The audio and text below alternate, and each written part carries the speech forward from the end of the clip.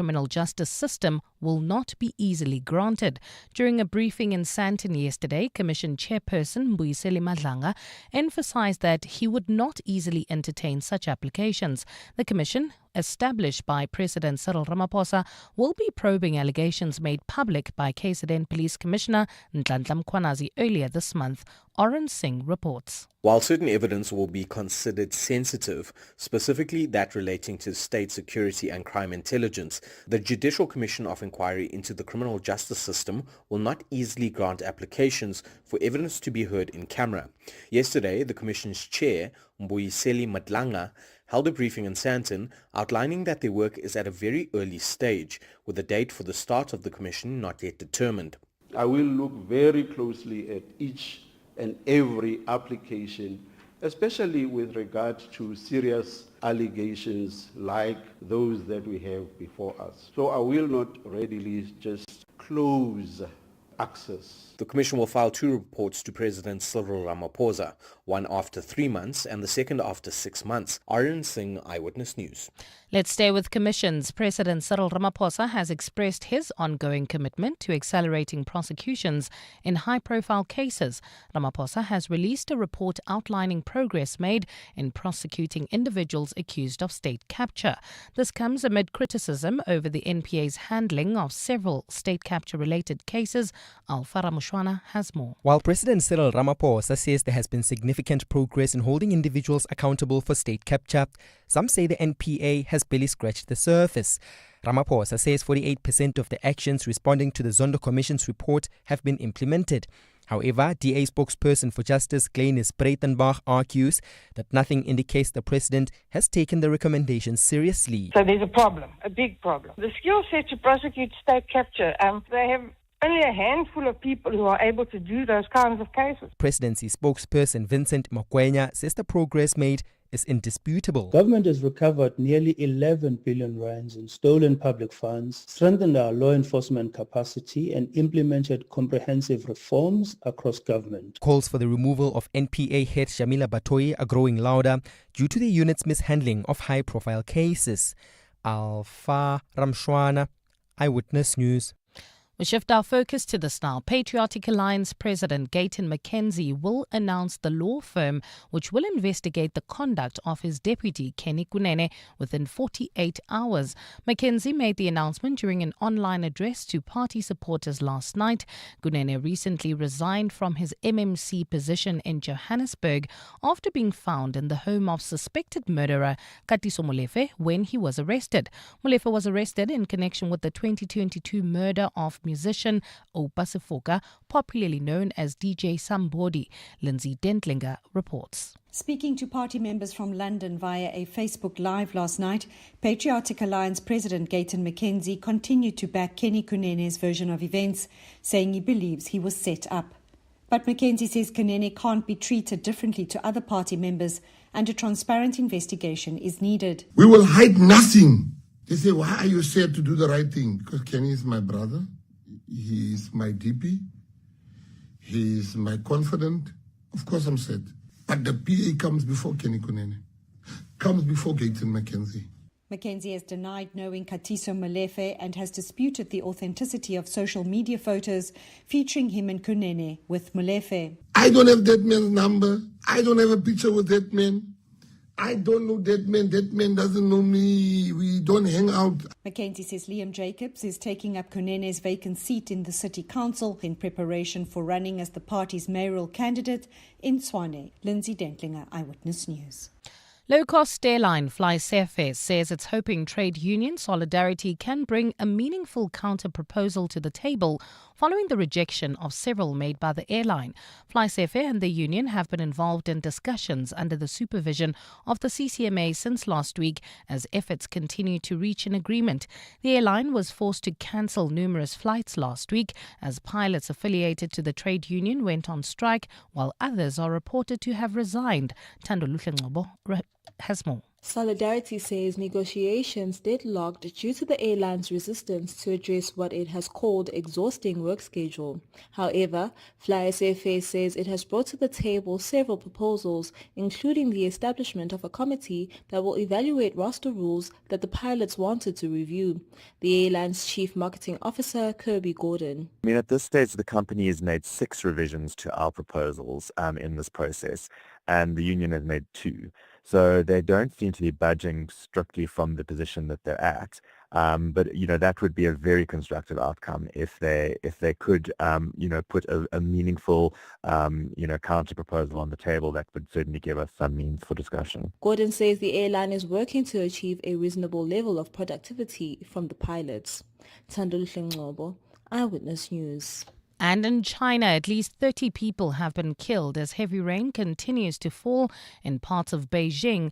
The dangerous conditions have prompted authorities to evacuate 80,000 people. Over 80,000 people have been evacuated in that Chinese capital alone.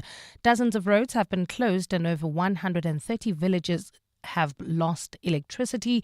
Chinese President Xi Jinping has urged authorities to plan for the worst-case scenario and rush the relocation of residents of flood-threatened areas. Gold is trading at $3,317.06 an ounce. The rand is at 17.86 to the dollar, 23.88 to the pound, 20.72 to the euro, and Brent crude oil is at $68.44 a barrel. And in the traffic, we've got some delays on the N3 North between the Airlines interchange and the Gaza turned off. There's also queuing traffic already on the Mayaguan North between Boysons Road and the Crown interchange. And in your sport, Cape Town City could find themselves back in top flight football if the PSL DC rules in their favour and against Muruma Galant. That the World Athletics champ South African Peter Kutsa swims in the 100-metre backstroke final this afternoon. And the All Blacks missing 2 key players for their opening matches of the Rugby Championship against Argentina. Clear skies in store for Gauteng today. Joburg starting at a low of 4 degrees, peaking at 18.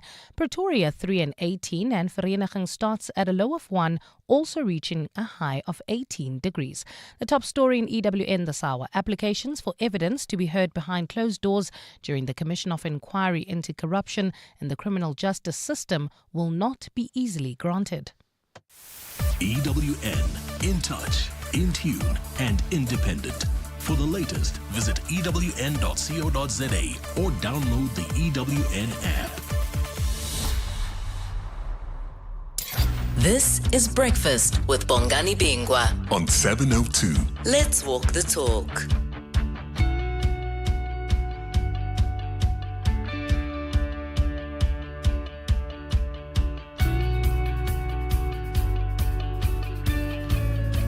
It's 8 minutes after 6 o'clock. Welcome to 702 Breakfast. Where are you? In Alberton, in Germiston, Bedford View, in Kempton.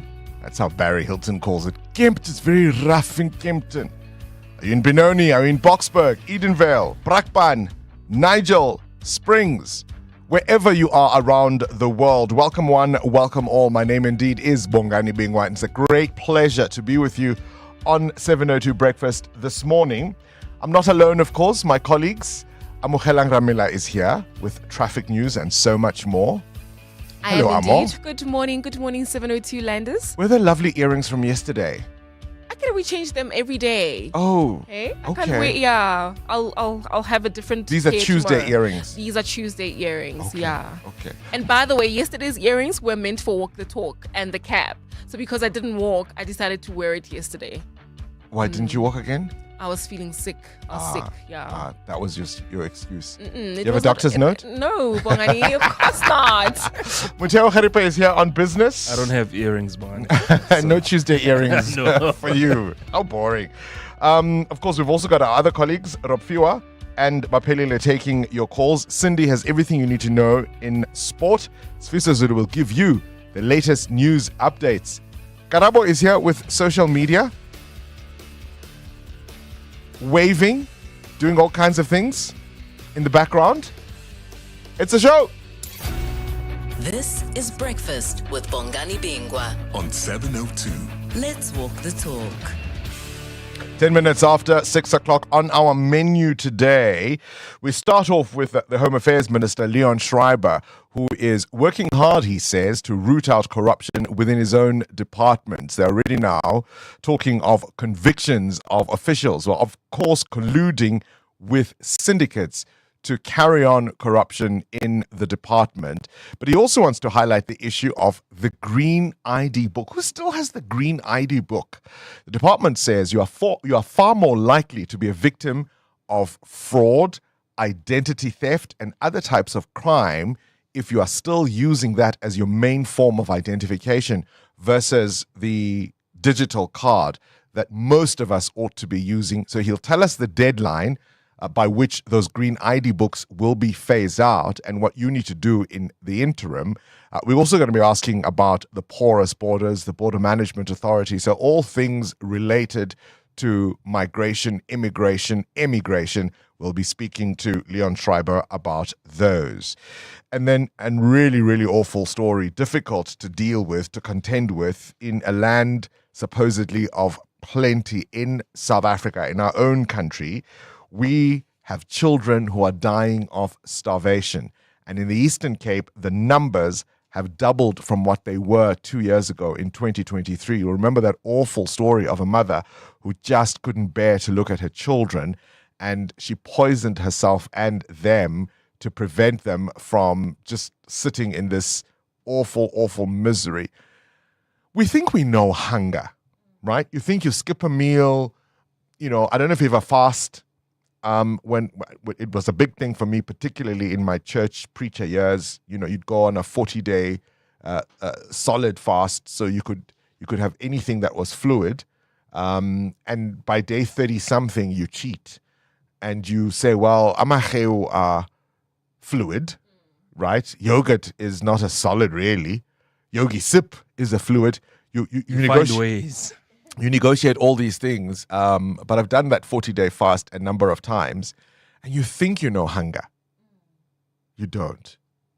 You don't. When you're 5 years old and you've got these gnawing pains, when you pass out from the cramps from your stomach and your eyes are just wide open and you're looking to the adults around you to provide sustenance, and there's no one to do it. There's no one to give you that nourishment. These are the awful stories that are coming out of the Eastern Cape. The Premier, to be fair, has allocated 60 million rand to deal with this and is calling it a calamity, but it's clearly not reaching everybody that it ought to. So we're going to be speaking to the Human Rights Commission, who have said something needs to be done urgently. So they'll give us a sense of the scope of the problem and what can be done about it and what is being done about it. But it's an extraordinary thing to think about in South Africa. And I know that there's massive inequality in South Africa. I'm not naive about that. But we are still, in many respects, a land of plenty. That's why people come here, isn't it? Children should not be dying of starvation in South Africa in 2025. You're with Bongani Bingwa. 7:02 weekday mornings, 6 to 9 a.m. We're looking forward to also another conversation with the Basadi Music Awards. We'll speak to Hloni Modise, who's the CEO. And you remember, of course, we spoke to Dr. Ribs, Rebecca Malupe, last week. She's going to be receiving a Lifetime Achievement Award. And I'm very, very proud to tell you that Relebogile Mabucha, who is one of our colleagues, is nominated, I think, for 3 awards. So we'll find out all about that just before 9 o'clock. Let's walk the talk. 7:02. By the way, we are back as promised yesterday. We are streaming live on YouTube. If you want to be part of the show, if you want to see how the sausage is made, if you want to see what Amo is wearing today, hey, we're gonna start having to look nice, eh? We're gonna start having to wear suits now. Muteo, how do you feel about that? I think I'm going to go for like a Steve Jobs kind of thing, black t-shirt, jeans every day. Simon Cowell, yeah, that look. That works. I get it. Lots of people reacting, seeing the faces behind the voices for the first time. Apparently, Muteo, you've got a baby face. Have you been told that before? No. But you've got a baby face. They were saying that on the thing. But he looks so young. Can we switch off the comments? Oh, maybe because Did they say he looks young or he's got a baby they face? said he's got a baby face. I'm assuming that's what baby face means. Don't be a I think hater. it's He looks different. young. No, Don't be a it's- hater. You can say somebody looks young, but baby face is I don't know, it's different. What? How is it different? Baby face is like you look like a child. No. Yeah, but you look young is you keeping yourself young. You look good. You look young. Maybe my skin is just so dry and all crockety Wow. that anything that doesn't look like me looks like it's got a baby face. You can catch us live on YouTube. Just simply look for 702 Breakfast with Bongani Bingwa and you'll be able to see, I like to say, how the sausage is made, all the behind scenes maneuvering. People think, you know, one of the fun things that I'm able to now enjoy because of this is often people have said, oh, you just show up at 6 o'clock and you just start talking. No, there's a whole lot of work that happens behind the scenes. And perhaps this is, if anything else, your opportunity to see exactly what that looks like. Breakfast with Bongani Bingwa on 702. Let's walk the talk. 16 after 6. So this morning's shout out, and once again, let me explain the purpose of the shout out. We usually ask a question that seems unrelated to what's happening in the news cycle, but actually is an illustrator of something that we will be letting you know about. And so today is a very simple one. How do you end friendships? When you realize that you are either misaligned in values or belief systems or direction in life, somebody you've known for a very long time, or maybe they've done something or said something that you just thought no friend of mine would do that, no friend of mine would say that, and you realize you've come to the end of that road. Relationships, I think, are much clearer. You can't have somebody thinking they're in a relationship with you, and you don't think you are in a relationship with them, so you've got to be able to end that in a deliberate way. But is it always possible with friendships? And do friends necessarily learn the lesson? Because I think sometimes there isn't a black or white answer. There isn't a right or wrong friend. You just know this is no longer serving me, right? You want this person, carry on with your merry life. I wish you all the best in your future. I'm just not going to be around for it. How do you end it? Do you go directly? Do you say it's over? Do you have a breakup? We just broke up as friends. Does that feel a little too high school? It doesn't. Actually, you know, now that I'm reflecting, I'm thinking about it. For me, friendships that I think the person stopped being my friend, but I thought we were still friends, and I learned that actually, no, you know, we're not friends. I wish they could tell me why they're no longer my friend. I really wish they could come and say, Amo, I'm not your friend, because there's many failed friendships that are still lingering, that I feel like we don't have the reason why we parted, you know? Sometimes it's just that you grew apart. Yeah, but I want to know, Bongs, tell me, say, Amo, you're no longer my friend because we grew apart, and I'll accept that. But if it's just like, are you still my friend? And then you say yes to my face, but to others you say no, we're no longer friends. It's just off. But anyway, for public figures, public friendships, if you, Bongs and say Clement are friends, and we know this in the public, and you part your ways. Friendships, okay. Yeah, please come out and tell us why the friendship ended. I want for that to happen because you also made us feel like we were part of that friendship group. Muteo, this just got a whole lot more complicated. I mean, if we gotta know publicly that you guys are friends, then you should let us know when it's over, right? But I'm more at that. Why? Because it's you my involved friendship. us. No. Sorry, you involved us. You have to let us know. I didn't put a gun to your head to follow and Just like all the say pictures. It's over, so we decide who we But follow and who we delete. Wow. Now we must have a whole tour. I don't do that in private, much less in public. How do you end friendships? Directly. I'll sit you down. I'll talk you through it. I'll tell you why I can't do this friendship anymore.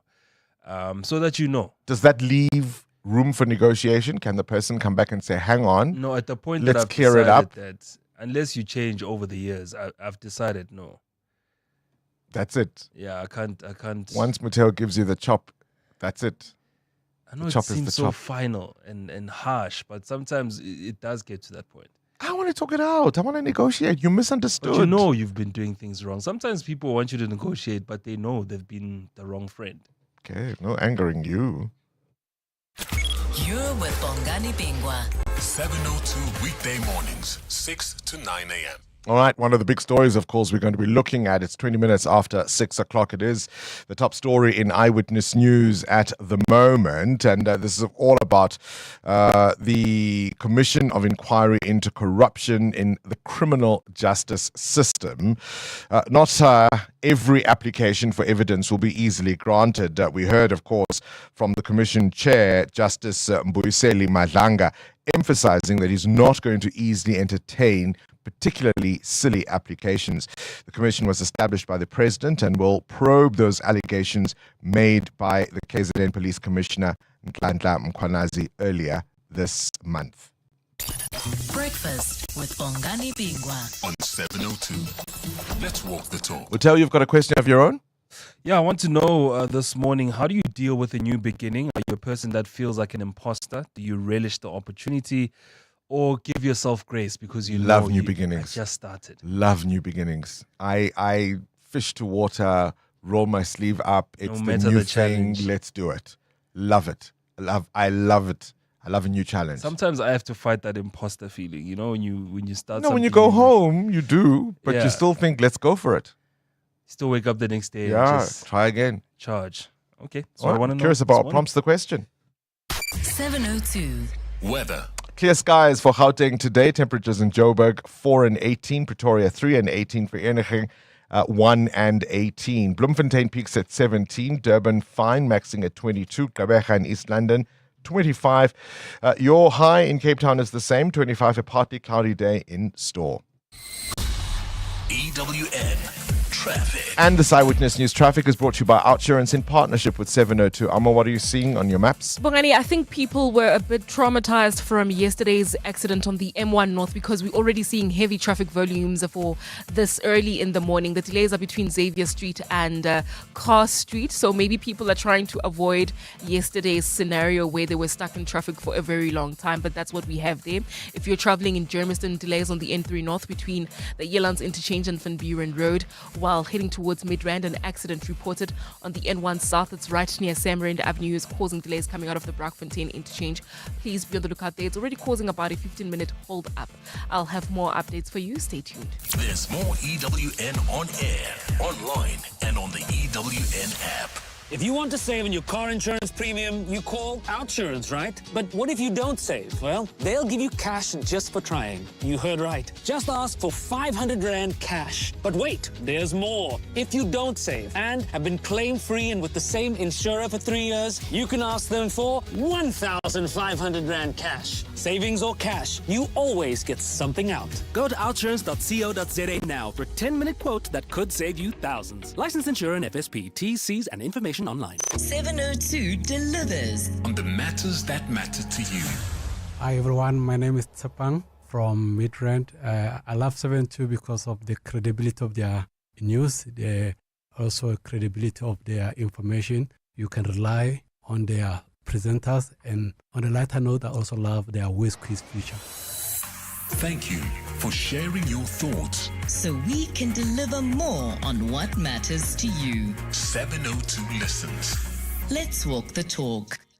So, how did it go? Oh, just perfect. The drive, so comfortable. The panoramic sunroof, my highlight. But what about the date? It was nice, but the Jolian Pro, next level. Sometimes the drive is the best part. The Haval Jolian Pro from 4,299 per month. Visit gwm.coza for T's and C's and book a test drive. Go with more. Go with GWM.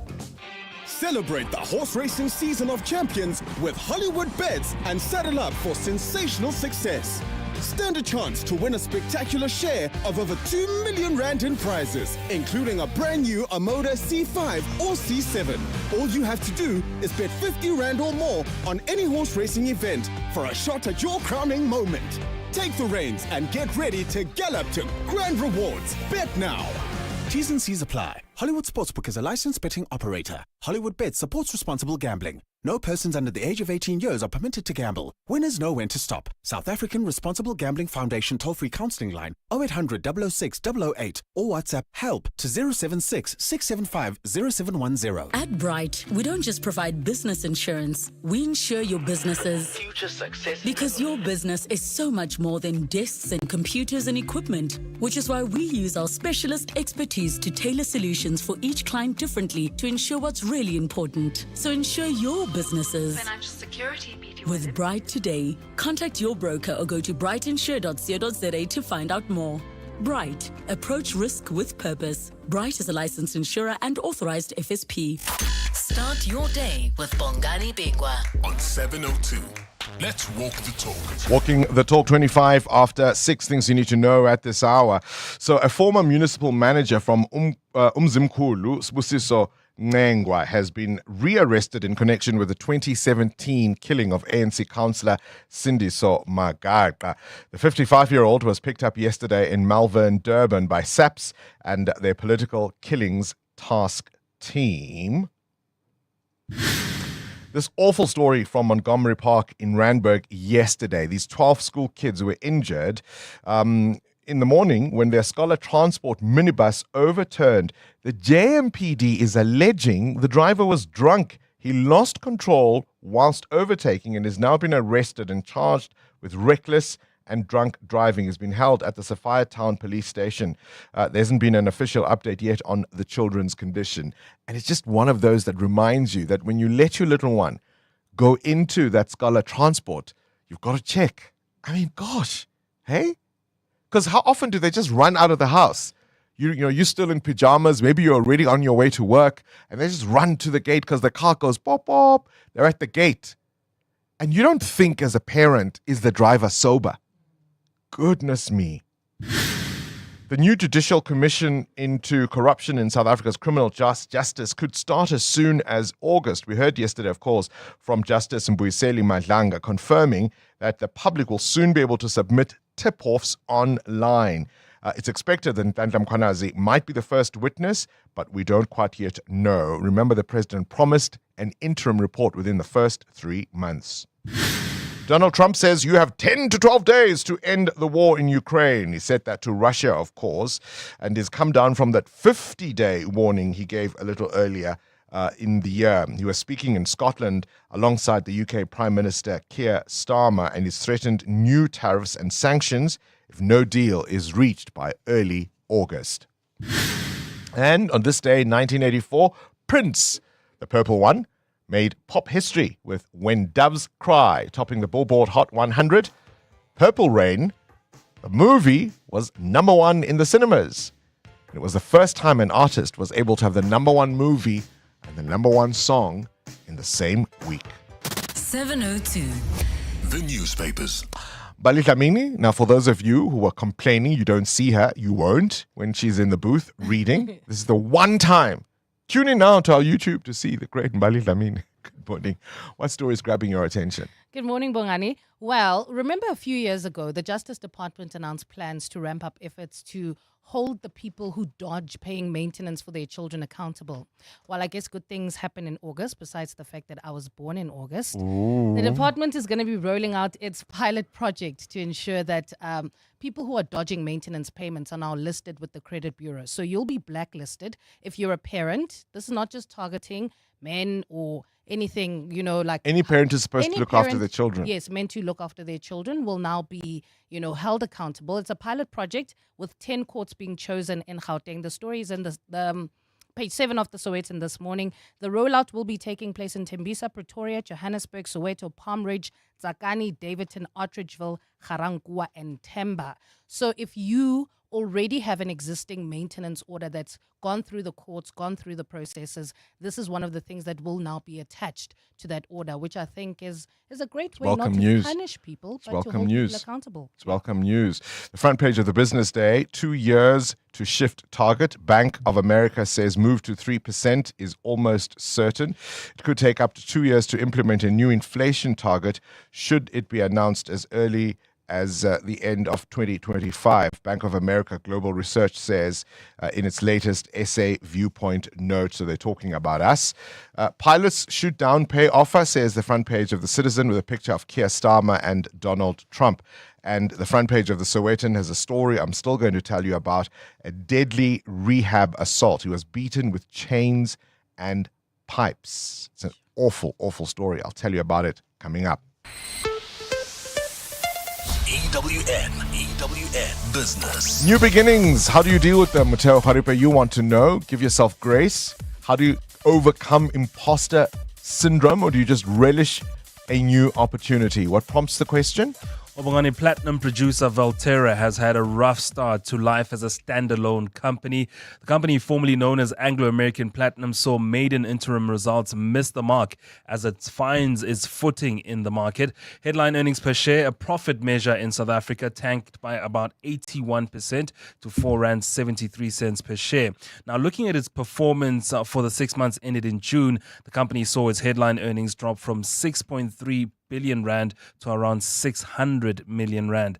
The group's interim dividend per share was also severely cut from 9.75 to about 2 rand per share.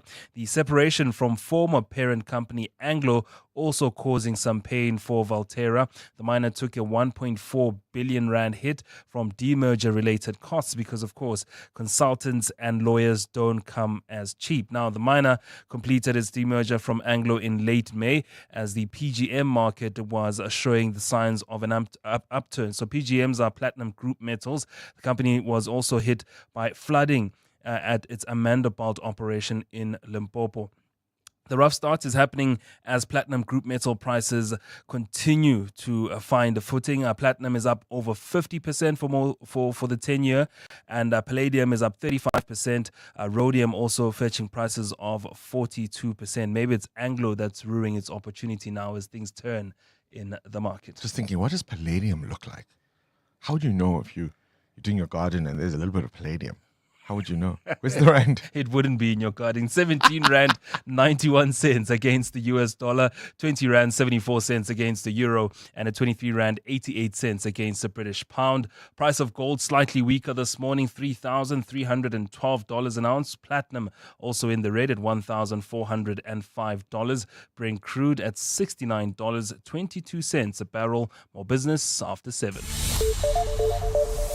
Straight to the news desk we go now, and once again we find Mbali Lameni. Good morning. Thanks, Bongani. Good morning. A call has been made for the introduction of minimum education requirements for public representatives.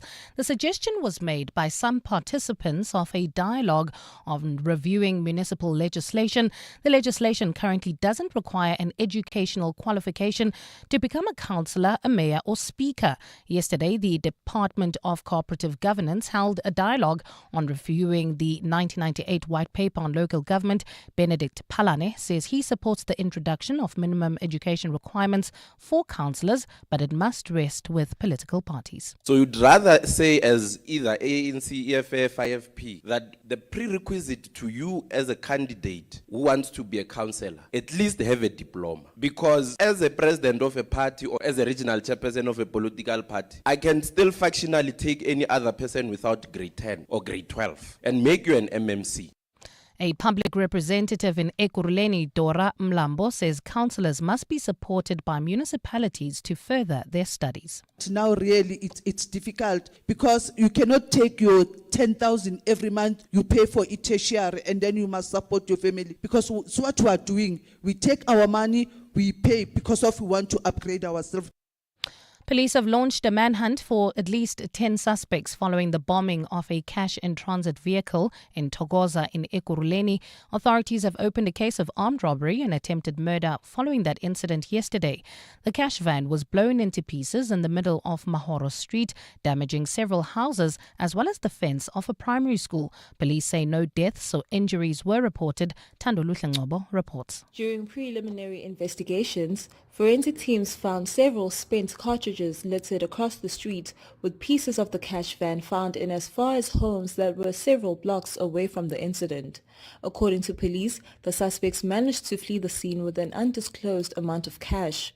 Police have confirmed that a security guard was injured during the shootout and is receiving medical treatment. Further investigations will be conducted by the Directorate for Priority Crime Investigations. Thandul Hlengcobo, Eyewitness News. Action SA parliamentary leader Ethel Trollip says the party understands it will face an uphill battle in its efforts to have deputy ministers scrapped from cabinet. The party announced the Constitution 22nd Amendment Bill seeking to overhaul the size of the country's executive. Action SA says the cabinet is bloated with 32 ministers and 43 deputies. This follows President Cyril Ramaphosa's appointment of Professor Feroz Kachalia as acting minister, despite there being 2 deputy ministers in the ministry.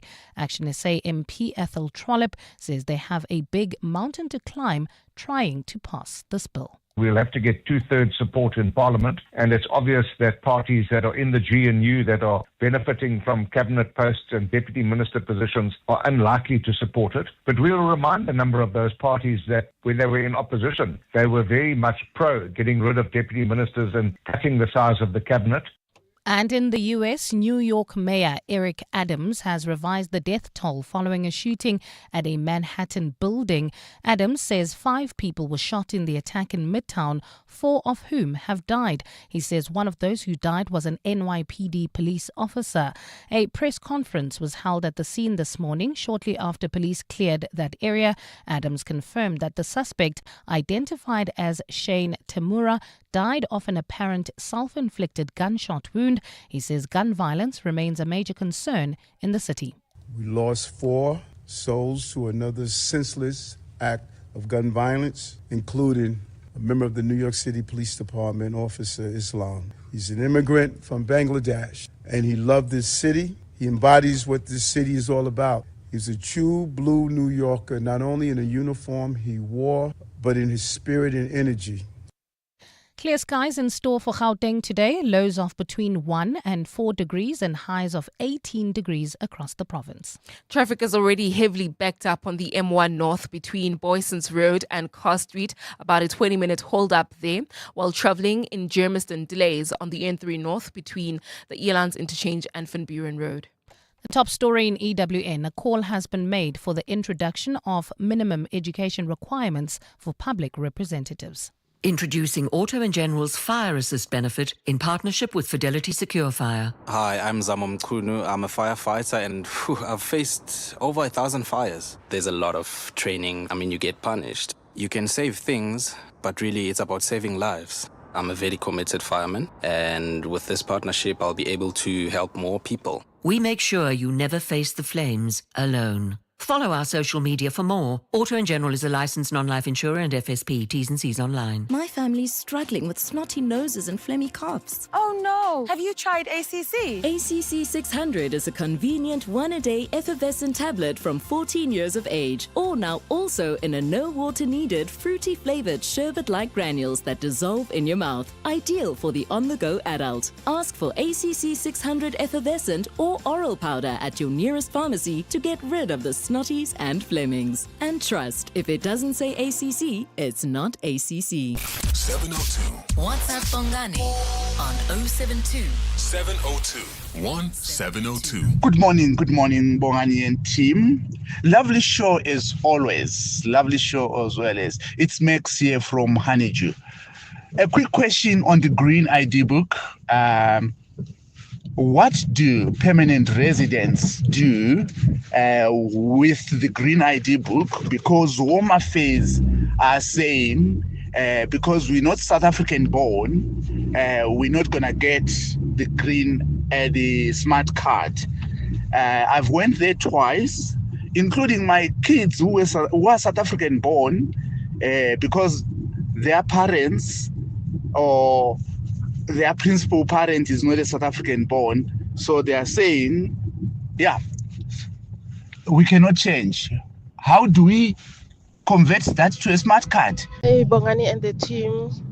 The gentleman that's going to talk to you about Green ID books, please ask him to make sure that their online system works properly. I keep on trying to apply for an ID, and then when it gets to page 1 where I have to sign, firstly you can't even sign online, and now you can't even go to page 2 to fill more information.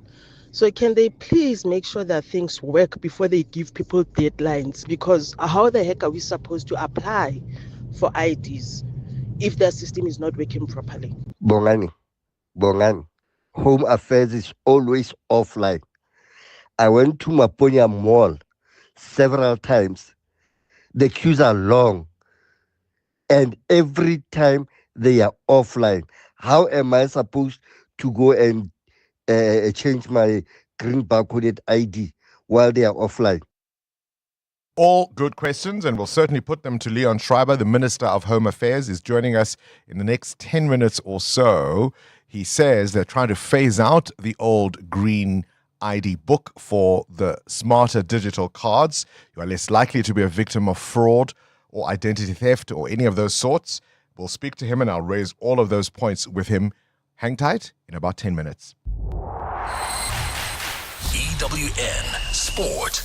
19 minutes before 7 o'clock. A very good morning to you, Cindy Paluta. Good morning, Bongani. One of the questions we're asking this morning is, how do you end friendships when it no longer serves you, when you realize you're misaligned, maybe values, and you just think maybe this is another kind of person I want to have around my kids, for example, whatever it may be? Do you just sort of go offline like Home Affairs, or are you a more direct I personally believe person? I personally believe that if it's not a romantic relationship that you're trying to get rid of or get out of, if it's a family or a friend or etc., and you're trying to end that relationship, you don't have to end it. You don't have to. I don't have to go, Bongani, we are no longer friends. Yeah. You just casually drift apart. Yeah. And, eventually over time, and unless the person asks, what happened, because what happens is, over time, you age and you mature and you realize that perhaps that person wasn't completely in the wrong. Maybe their values at that time didn't serve you at that time, but actually maybe there was merit in what they were saying, or maybe at that time you weren't ready to hear what they wanted. So we don't need to burn bridges in life. We also don't have to make a decision, I'm going to cut this person out of my life, unless they are completely toxic and ruining and destroying your life. Yes, then cut them out. But if it's a case of this person doesn't really gel with me anymore, there's no need to categorically stamp people out of your life. It's not always personal. Right? And down the road, that person might actually end up stepping up for you in a big way. And you just didn't see it at the time. So at the time you could have Fair this enough. big fight. You didn't, but actually 10, 15 years, maybe you've matured. You've both had children now, and you come together, and it's a different kind of friendship because you're different people. All right, let's talk about sports. Right. Cape Town City could be back in top flight football, according to SABC Sport. SAFA's arbitration ruled in favour of City, who accused Maruma Galant of fielding an incorrectly registered player, Mondi Mampaniso, who played in 20 games. SAFA Arbitration Tribunal has ruled the PSL Disciplinary Committee must now open an official investigation into the matter.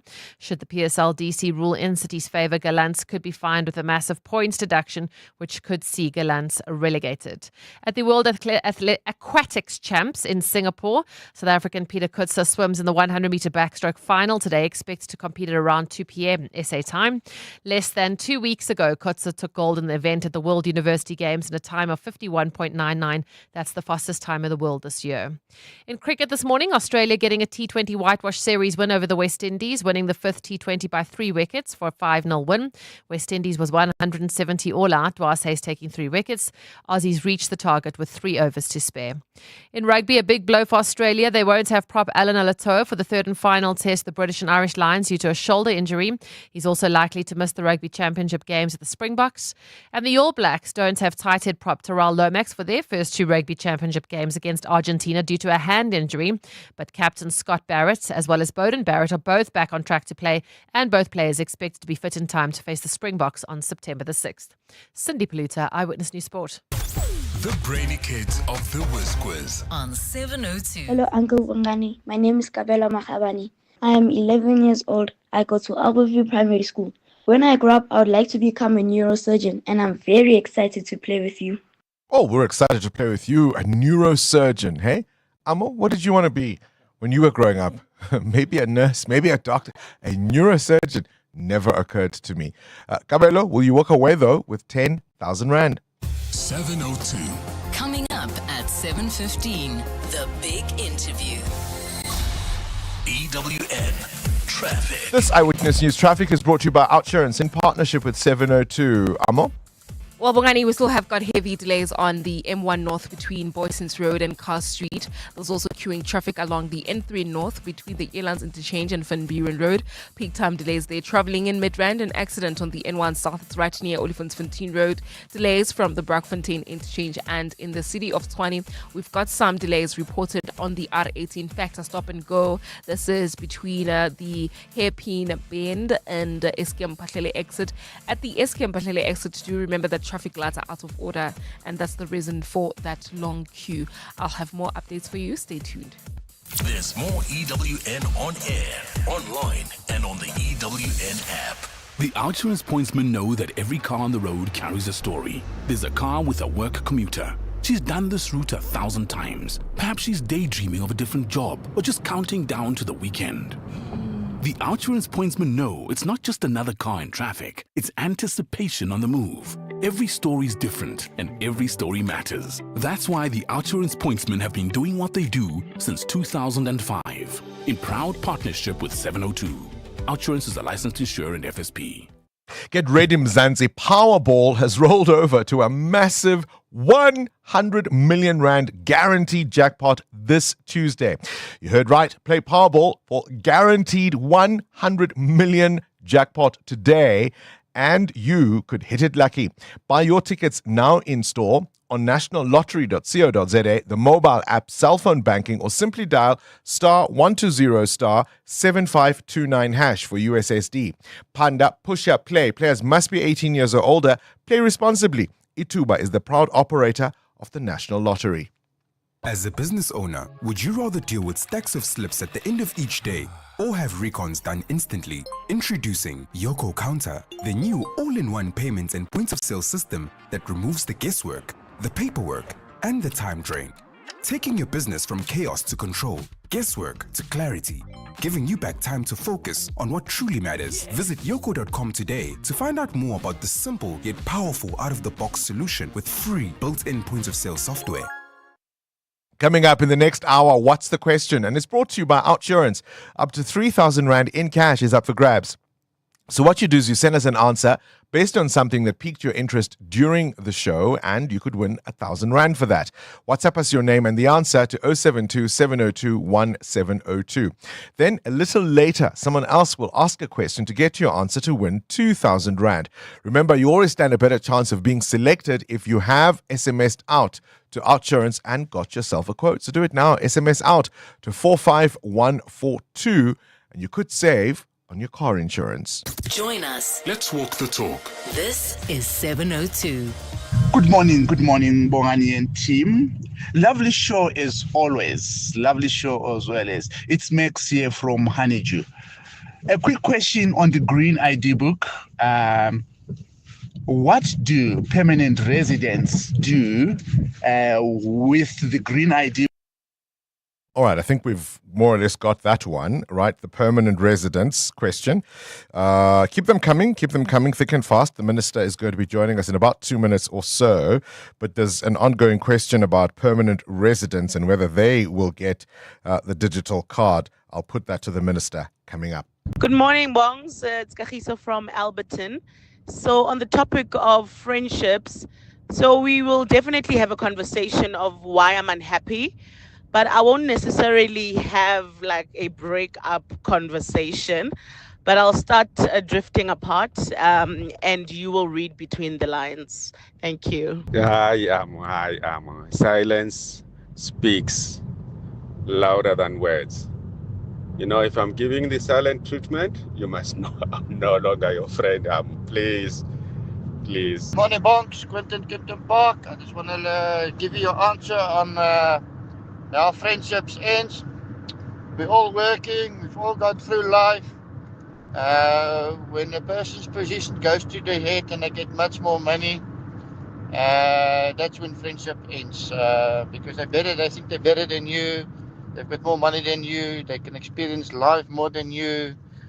So yeah, if people got that attitude then, and talk from first-hand experience, then you must go.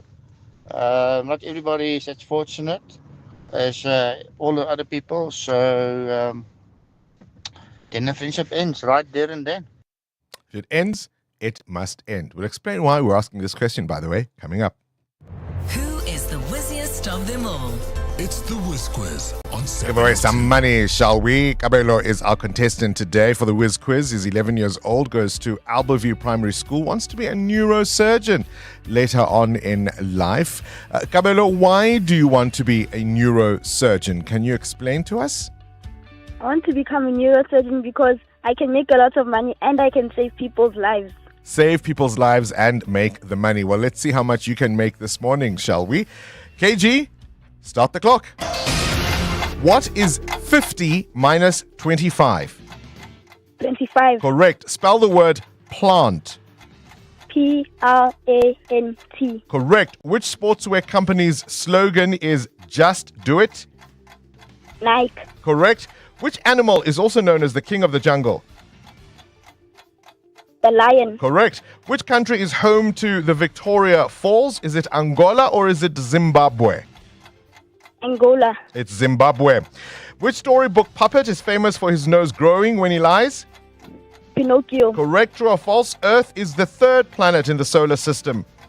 True. Correct. What color do you get when you mix blue and yellow? Orange. Green. True or false? Helium is the first element on the periodic table. False. Correct. And two branches of which very long river meet north of Khartoum? False.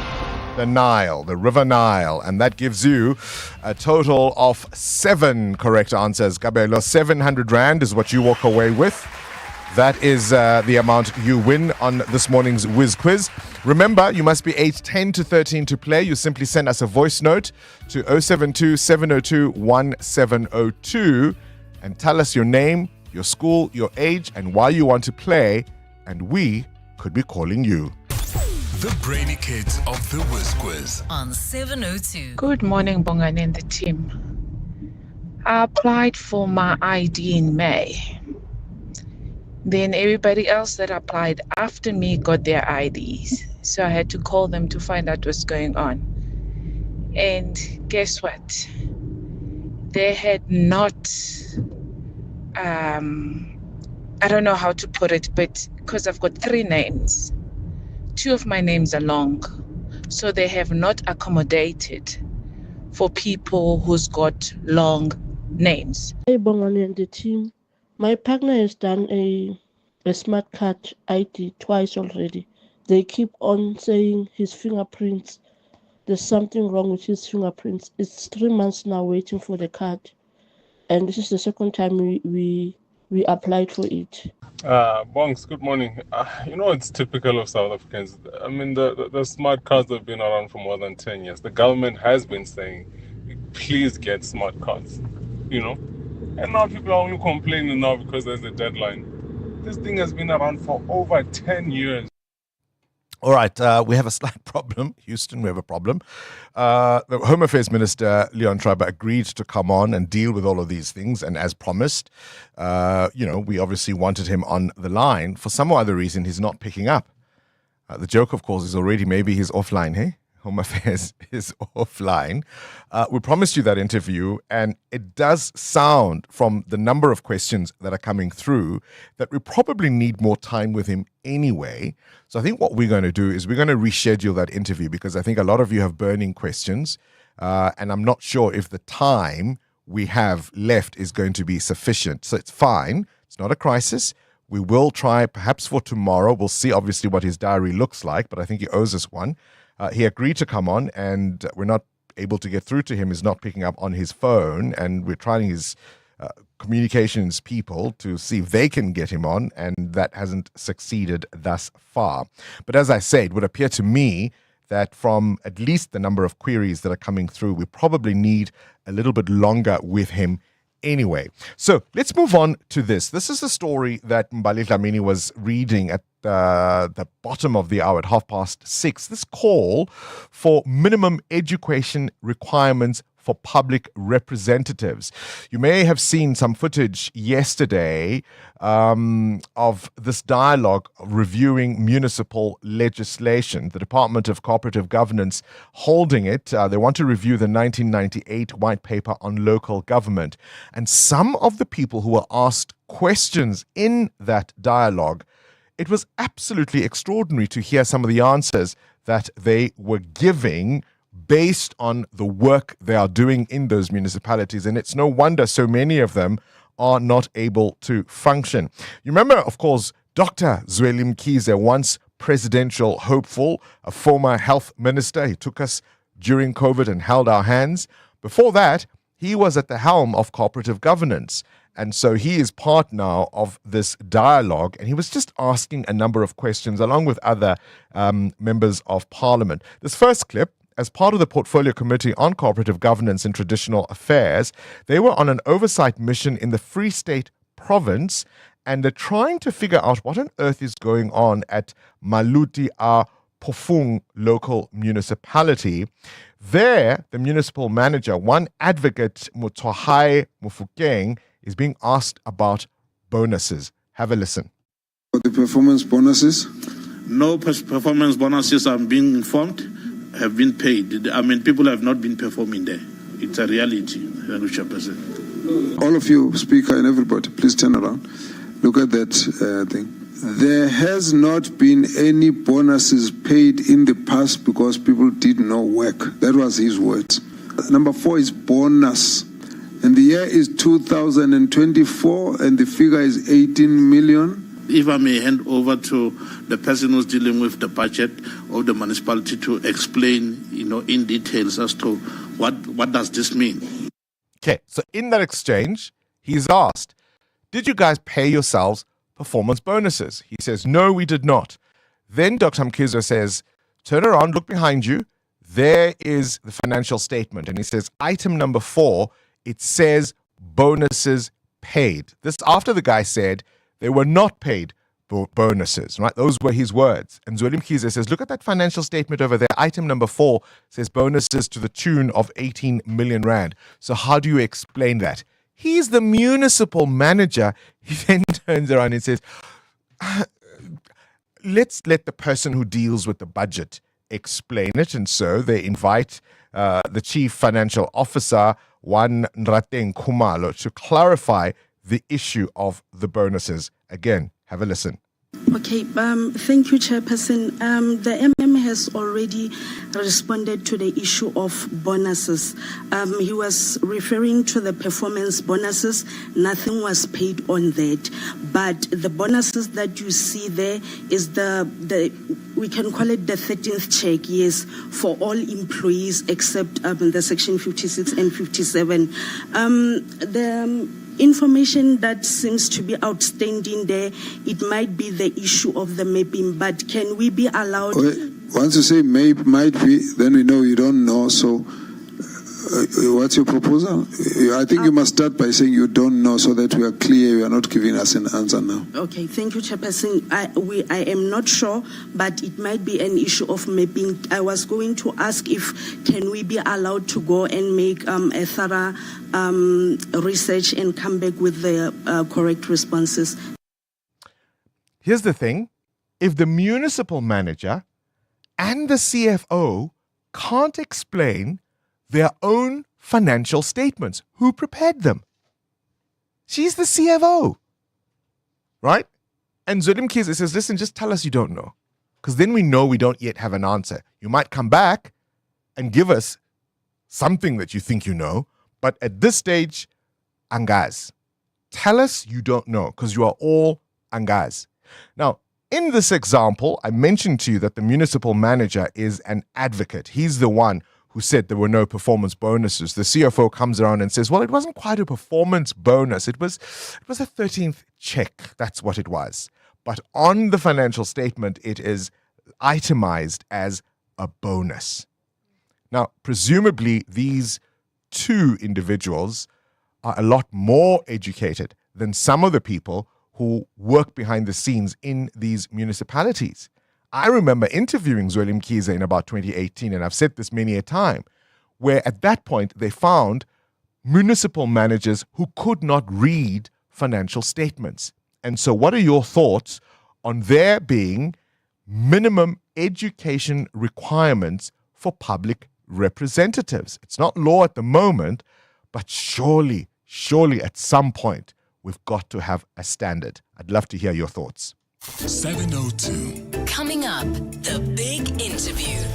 The big interview focuses on a horror story coming out of the Eastern Cape. And essentially, as hunger stalks the land, why are little children dying from starvation in a province where leaders drive in million-rand cars as part of their motorcades and armies of bodyguards? That's up next. It's 7 o'clock.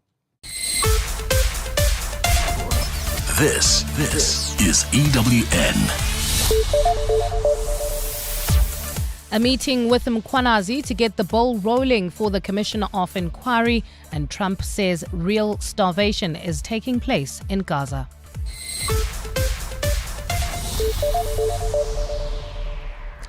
Good morning, I'm Bali Dlamini. The Commission of Inquiry into alleged corruption within the criminal justice system has scheduled a consultation with KZN Police Commissioner Nhlanhla Mkhwanazi to get the process underway. The commission, established by President Cyril Ramaphosa, follows the allegations of corruption and collusion made public by Mkhwanazi earlier this month. Yesterday, during a briefing in Sandton, Commission Chairperson Mbuyiseli Madlanga says they will be working hard to meet the deadlines set out by the President. Oren Singh reports. A scheduled consultation between officials of the Madlanga Commission of Inquiry into alleged corruption within the criminal justice system and KZN Police Commissioner Nhlanhla Mkhwanazi will provide a clearer picture regarding how wide the net is cast concerning the Commission's scope of work. During a briefing in Sandton yesterday, Acting Deputy Chief Justice and Commission Chair Mbuyiseli Madlanga revealed they would meet with Mkhwanazi in the coming days. The imminent consultation is going to be with Lieutenant General Mkhwanazi. One has no idea what the consultation will lead to. When questioned whether the timelines set out by President Cyril Ramaphosa to probe the allegations were sufficient, Madlanga emphasized they had a job to do and deadlines to meet, which they will work towards. Arun Singh, Eyewitness News. A former municipal manager in the Umzikulu local municipality is set to appear in court today in connection with the murder of former ANC Youth League Secretary-General Sindiso Makaqha. The Political Killings Task Team arrested the suspect in Durban yesterday. Makaqha was killed in a hail of bullets in 2017 in what is believed to have been a politically motivated hit. Alfara Mushwana reports. The former Umzimkhulu municipal manager, whose name cannot be disclosed until he appears in court, was previously arrested in 2018 in connection with the murder of former ANC Youth League Secretary General Sindiso Makaqha. However, the state withdrew the charges against him in 2019, citing insufficient evidence. Recently, new evidence has emerged linking him to the crime. This after the hitman hired to kill Makaqha confessed and alleged the former municipal manager was involved in the assassination. Police spokesperson Athlenda Mate. The suspect is expected to appear before the Mzumkhulu Magistrate Court on Tuesday, the 29th of July, on a charge of murder. The hitman was sentenced to 25 years imprisonment. Alfa Ramshwana, Eyewitness News. Patriotic Alliance President Gayton McKenzie will announce the law firm which will be investigating the conduct of his deputy, Kenny Kunene, within 48 hours. McKenzie made the announcement during an online address to party supporters last night. Kunene recently resigned from his MMC position in Johannesburg after being found in the home of suspected murderer Katiso Molefe when he was arrested. Molefe was arrested in connection with the 2022 murder of musician Oupa Sifoka, popularly known as DJ Somebody.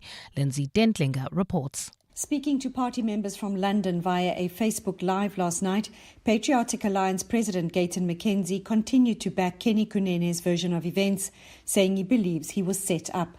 But McKenzie says Kunene can't be treated differently to other party members and a transparent investigation is needed. We will hide nothing. They say, why are you scared to do the right thing? Because Kenny is my brother. He is my DP. He is my confidant. Of course I'm sad. But the PA comes before Kenny Kunene. Comes before Gayton McKenzie. McKenzie has denied knowing Katiso Molefe and has disputed the authenticity of social media photos featuring him and Kunene with Molefe. I don't have that man's number. I don't have a picture with that man. I don't know that man. That man doesn't know me. We don't hang out. McKenzie says Liam Jacobs is taking up Kunene's vacant seat in the city council in preparation for running as the party's mayoral candidate in Tshwane. Lindsay Dentlinger, Eyewitness News. And US President Donald Trump has warned that Palestinians in Gaza are facing real starvation. Aid agencies have for months now been saying that an Israeli blockade on the supply of food, fuel and medication is killing Palestinians in the Strip. The United States already backs food centers under the Gaza Humanitarian Foundation, but the GHF's operations have come under repeated criticism, with the UN saying hundreds of Palestinians have been killed by Israeli troops while trying to access its sites. Trump contradicted his ally, Israeli Prime Minister Benjamin Netanyahu's dismissal of fears of an unfolding hunger crisis during a visit to Scotland yesterday. Mr. President, Prime Minister Netanyahu said there's no starvation in Gaza. Do you agree with that assessment? I don't know. I mean, based on television, I would say not particularly, because those children look very hungry, but we're giving a lot of money and a lot of food, and other nations are now stepping up. I know that this nation is. Gold is trading at $3,317.07 an ounce. The rand is at 17.86 to the dollar, 23.88 to the pound, 20.73 to the euro, and Brent crude oil is at $68.44 a barrel. And in the traffic, Albertina Sisulu Road in Kensington has been closed off to traffic. This is due to protests taking place as you approach Kitchener Avenue. Please be on the lookout there and try to avoid at all costs. If you are traveling on the Mike 1 North bumper-to-bumper traffic between Boysons and Carr Street. In your sport, rugby fans can from today register for the pre-sale of Rugby World Cup tickets, with the first tickets going on sale in February. Big blow for Australia. They could be without prop Alan Alato for the Rugby Championship game with the Springboks. And Cape Town City could be back in Premiership football after SAFA's arbitration rules in their favour. Clear skies in store for Gauteng today. Lows of between 1 and 4 degrees and highs of between 18 and 19 degrees. The top story in EWN this hour: the Commission of Inquiry into alleged corruption within the criminal justice system has scheduled a consultation with KZN Police Commissioner Nhlanhla Mkhwanazi. EWN, in touch, in tune and independent. For the latest, visit ewn.co.za or download the EWN app. This is Breakfast with Bongani Bingwa On 702. Let's walk the talk. 7 minutes after 7 o'clock, you're listening to 702 Breakfast. My name indeed is Bongani Bingwa. Welcome to the show. If you've just joined us, we're coming to you live from our Sandton studios. You can also see us, of course, on YouTube. You can also live stream the show that way. Then you get to see a little bit of what's going on behind the scenes. Otherwise, go to Prime Media Plus, download the Prime Media Plus app, and you can obviously listen to 702 there if you're not able to do so on traditional radio. So this top story, the Commission of Inquiry into corruption within the criminal justice system. We saw that briefing yesterday by the chair of the commission, Justice Mbuyiseli Madlanga, confirming that the commission hearings are going to be taking place in Gauteng, and he has assured the public that the current lack of infrastructure will not hinder the Commission's progress. What we can say at this stage is that the Commission hearings will be in Gauteng. From the Commission's side, we are doing our utmost best to ensure that the procurement issue is resolved with expedition. The lack of infrastructure that I just referred to does not affect progress on the work of the Commission. We are proceeding with the Commission's preparatory work full steam ahead. First, that much is supported by what I said in the opening, which is that the first consultation has already been scheduled and will take place imminently. Second, Appointments in respect of the higher level of professionals who are going to assist the Commission have been made. Third, other preparatory work unrelated to the infrastructure is also being attended to. Reverting to the professionals that are going to assist the Commission, they have each been selected based on their experience. And of course, let's talk about Gaza. The US President Donald Trump warning that Palestinians in Gaza are facing real starvation, as aid agencies for months have been saying that an Israeli blockade on the supply of food, fuel, and medication is killing Palestinians in the Strip. We've heard the opposite view from the Prime Minister Benjamin Netanyahu, who has dismissed fears of an unfolding hunger crisis. But my goodness me, if Donald Trump gets it, what on earth is going on with the Netanyahu administration? And it's difficult not to see that this is a deliberate effort for those Palestinians to essentially die of starvation. The other issue that came up on Trump's visit to Scotland, there he was, sitting side by side with the UK Prime Minister Keir Starmer, and he's being asked questions about all sorts of things, but you betcha, this Epstein scandal is something he just seems unable to run away from.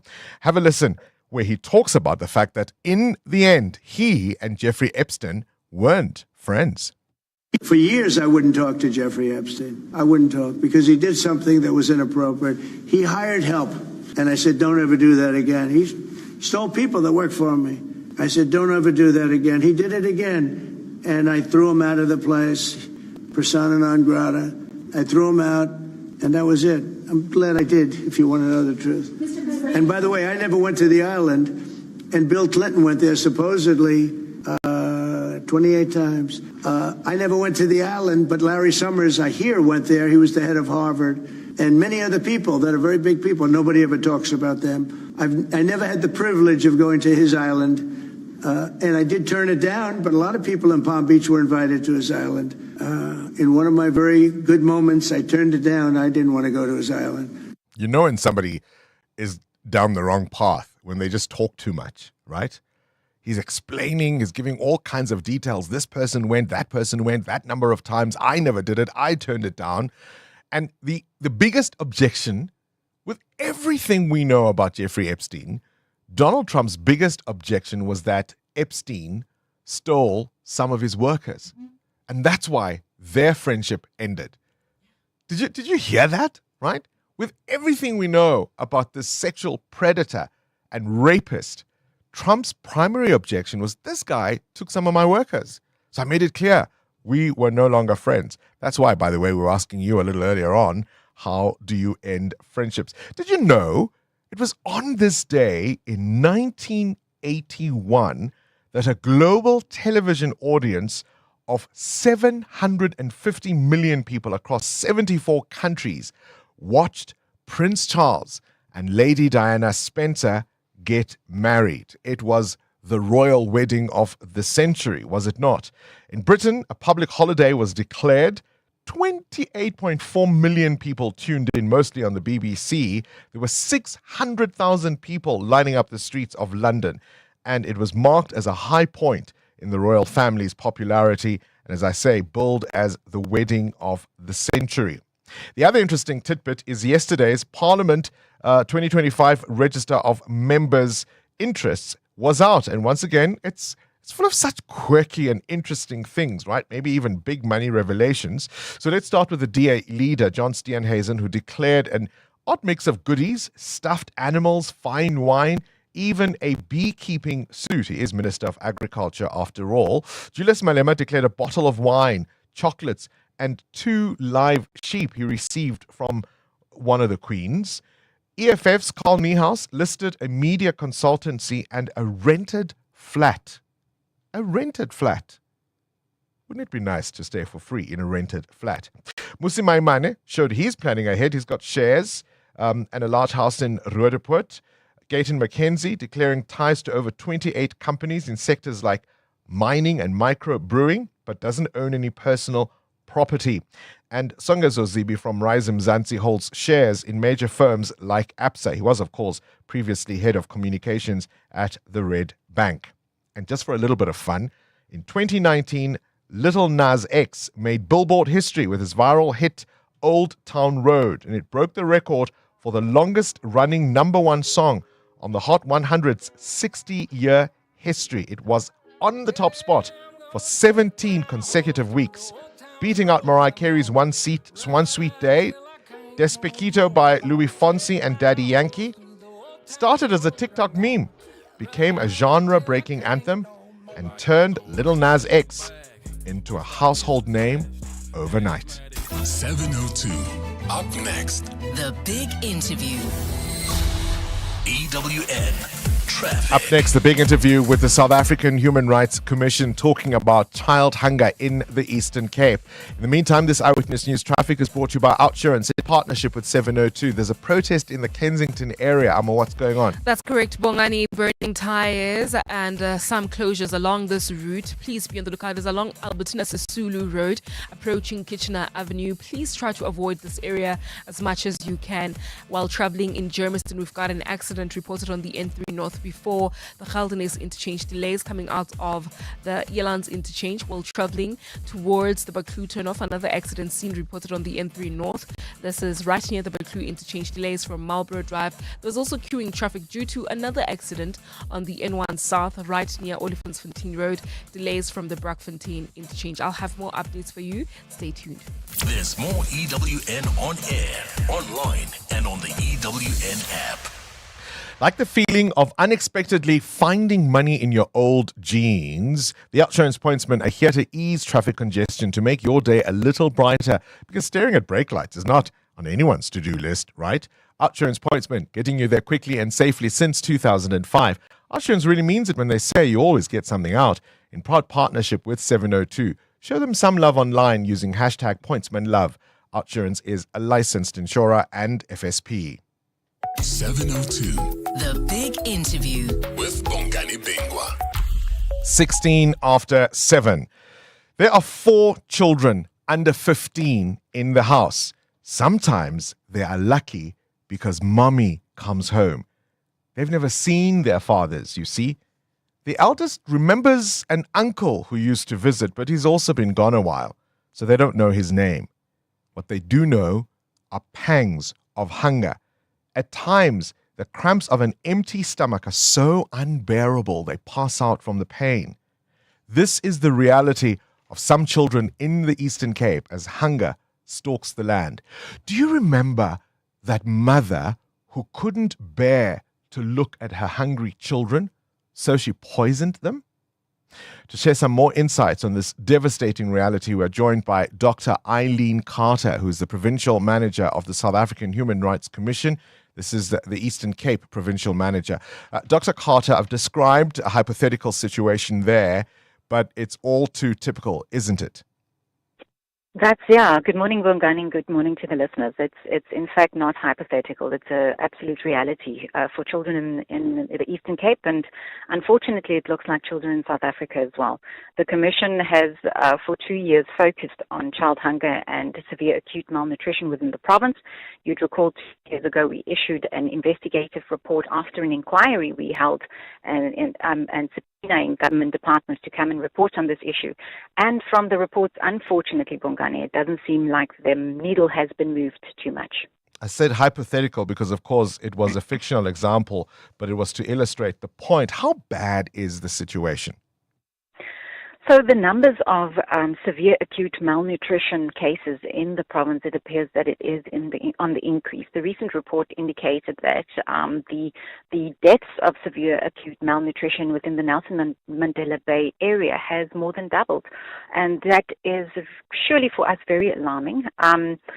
We've been receiving reports from the government stakeholders and the entities responsible for the implementation of the recommendations that we made 2 years ago on a frequent basis. And what we can report is there was progress, at least progress on paper. But from the most recent numbers that's been published by the Department of Health, it appears that we are definitely not acting urgently enough. The numbers have doubled since 2023. I'm not naive about the inequality in our society, but we're still, in many respects, a land of plenty. Why are children dying of hunger in South Africa? So during our investigation and our inquiry, we found a plethora of issues that contribute to this. Now, one of the issues that we made a clear finding on to the national government was that the child support grant, the little money that families receive to support children and to provide food for them when they do not have an income, it falls way below the food poverty line. So these families can't even put a proper plate on the table for the children from this child support grant.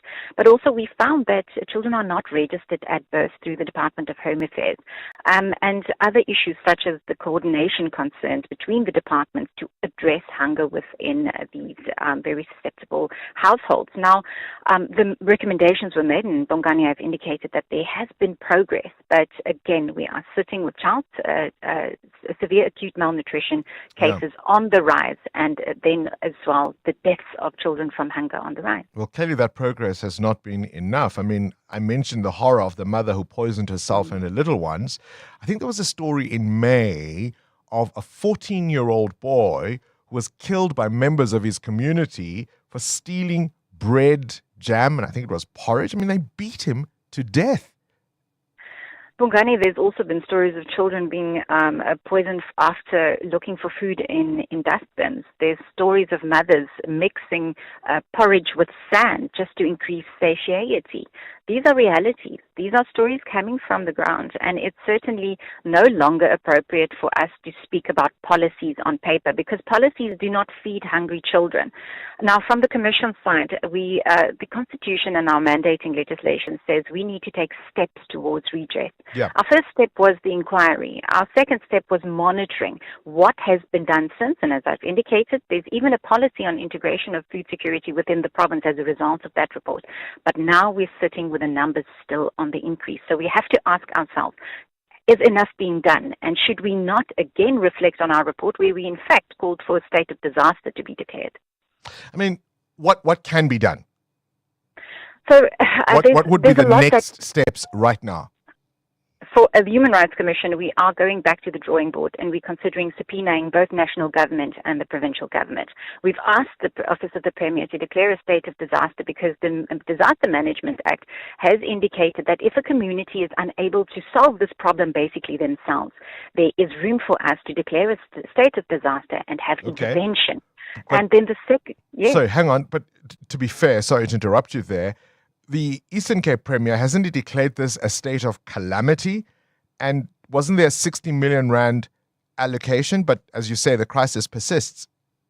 So we can speak about the increase in budgets, absolutely. Even provincial treasury, in this financial year, they mentioned the Human Rights Commission report in their budget vote, and there's money that's being allocated to this issue.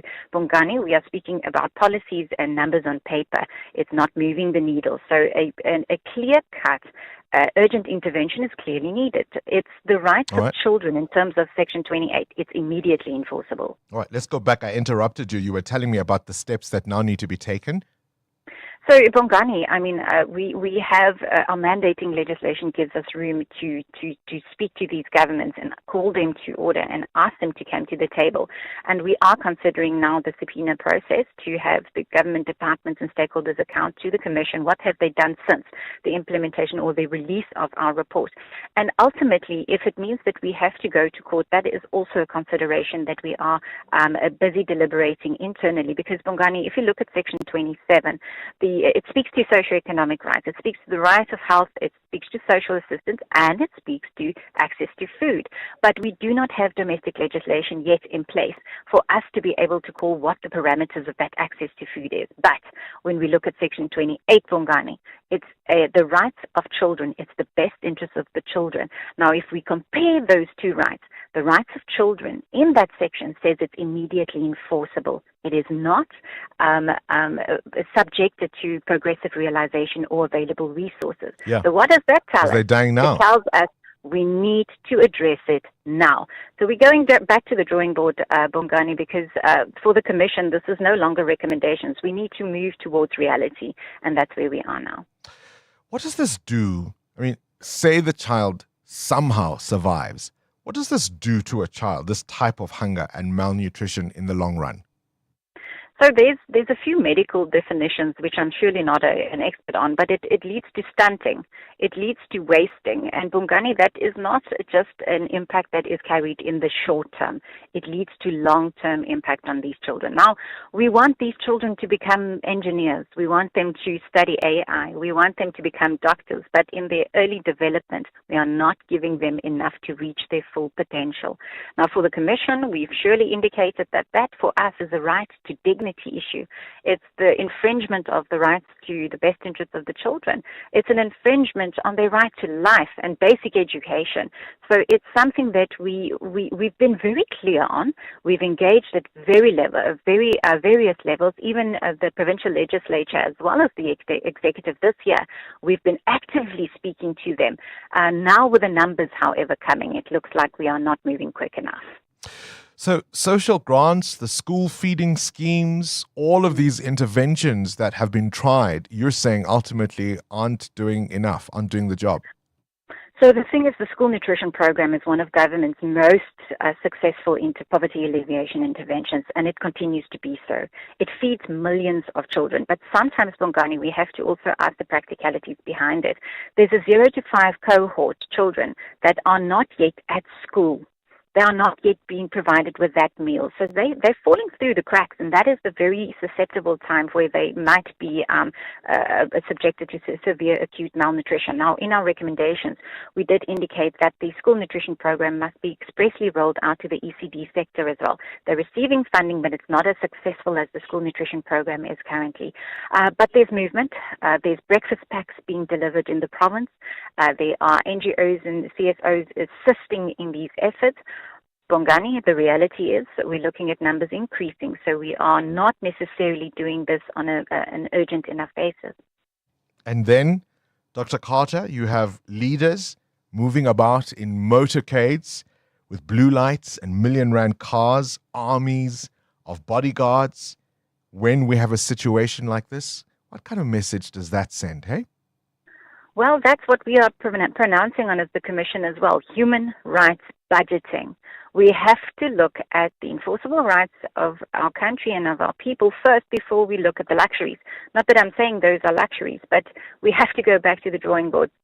Ours is only to interpret what the Constitution is already saying, and I've reflected on this. Section 28 says these are immediately enforceable rights. Dr. Eileen Carter, the provincial manager of the South African Human Rights Commission from the Eastern Cape. Just think about it. There are people who will cross crocodile-infested rivers to get to South Africa looking for opportunity.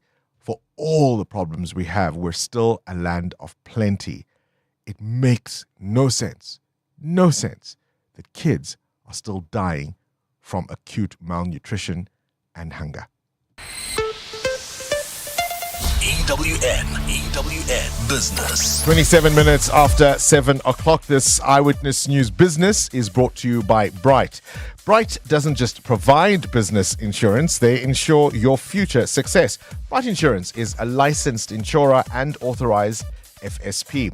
Muteo Haripe, India overtaking China as the top exporter of smartphones to the US. This is a change. Yeah, and the US has been working on it for some years now. India has surpassed China to become the top exporter of smartphones to the US. According to research firm Canalys, smartphones assembled in India accounted for 44% of US imports in the second quarter. This is a significant increase from just 13% in the same period last year. The US has been on an aggressive manufacturing path, trying to wean the US from the reliance on Chinese firms. The two nations have been at trade loggerheads as they battle to be tech leaders in the global economy. The surge in shipments from India was primarily driven by Apple's accelerated shift towards the country at a time of heightened trade uncertainty between the US and China. Total volume of smartphones made in India soared to 240% from a year earlier. In contrast, the share of Chinese smartphones exported to the US shrank to 25% in the quarter ended in June, down from 61% a year earlier. So essentially, these are, of course, still US phones, US brands being assembled or made Somewhere elsewhere. else, yeah. All right. Coal production, let me try that again. Global coal production expected to reach a record 9.2 billion tons in 2025. Weren't we going greener? We were supposed to be going greener. South Africa is also getting loans for us to go greener, but Didn't they say we must go greener? It's going to take a whole lot longer. The International Energy Agency predicts that global coal production will reach a record 9.2 billion tons in 2025 due to strong demand in the market. Coal demand rising by 1.5% last year to a record 8.7 billion tons and is expected to remain high in 2026. Countries like South Africa are still heavily reliant on coal for energy. About 70% of it goes there, employing nearly 100,000 people. While demand is expected to remain firm in the short term, South Africa plans to phase out 22 gigawatts of coal power over the next decade and will need a whole lot of money and capital to do so. Where's the rand? 17 Rand 90 against the dollar, weaker this morning at 20 Rand 74 cents against the euro and at 23 Rand 89 cents against the British pound. Price of gold at $3,315 an ounce, while platinum is at $1,399. Brent crude down 0.5% at $69.17 a barrel. More business after 8. At Bright, we don't just provide business insurance, we insure your businesses. Future success. Because your business is so much more than desks and computers and equipment, which is why we use our specialist expertise to tailor solutions for each client differently to ensure what's really important. So ensure your businesses. Financial security. With Bright today, contact your broker or go to brightinsure.co.za to find out more. Bright, approach risk with purpose. Bright is a licensed insurer and authorized FSP. All right, time now to go to the Eyewitness News Desk. Just a reminder, we were scheduled to speak to Minister Leon Schreiber at 10 to 7 this morning. Apparently there's an issue with his device. He will still join us today because I think some of these issues are pressing and need answers. He'll join us a little after 8:15 this morning, so stay listening for that coming up. In the meantime, let's go straight to the news desk. Mbali Dlamini, more money for councillors?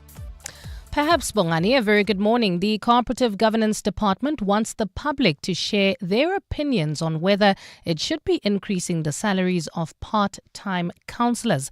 The department says this would be so that they are able to focus only on their jobs as public representatives.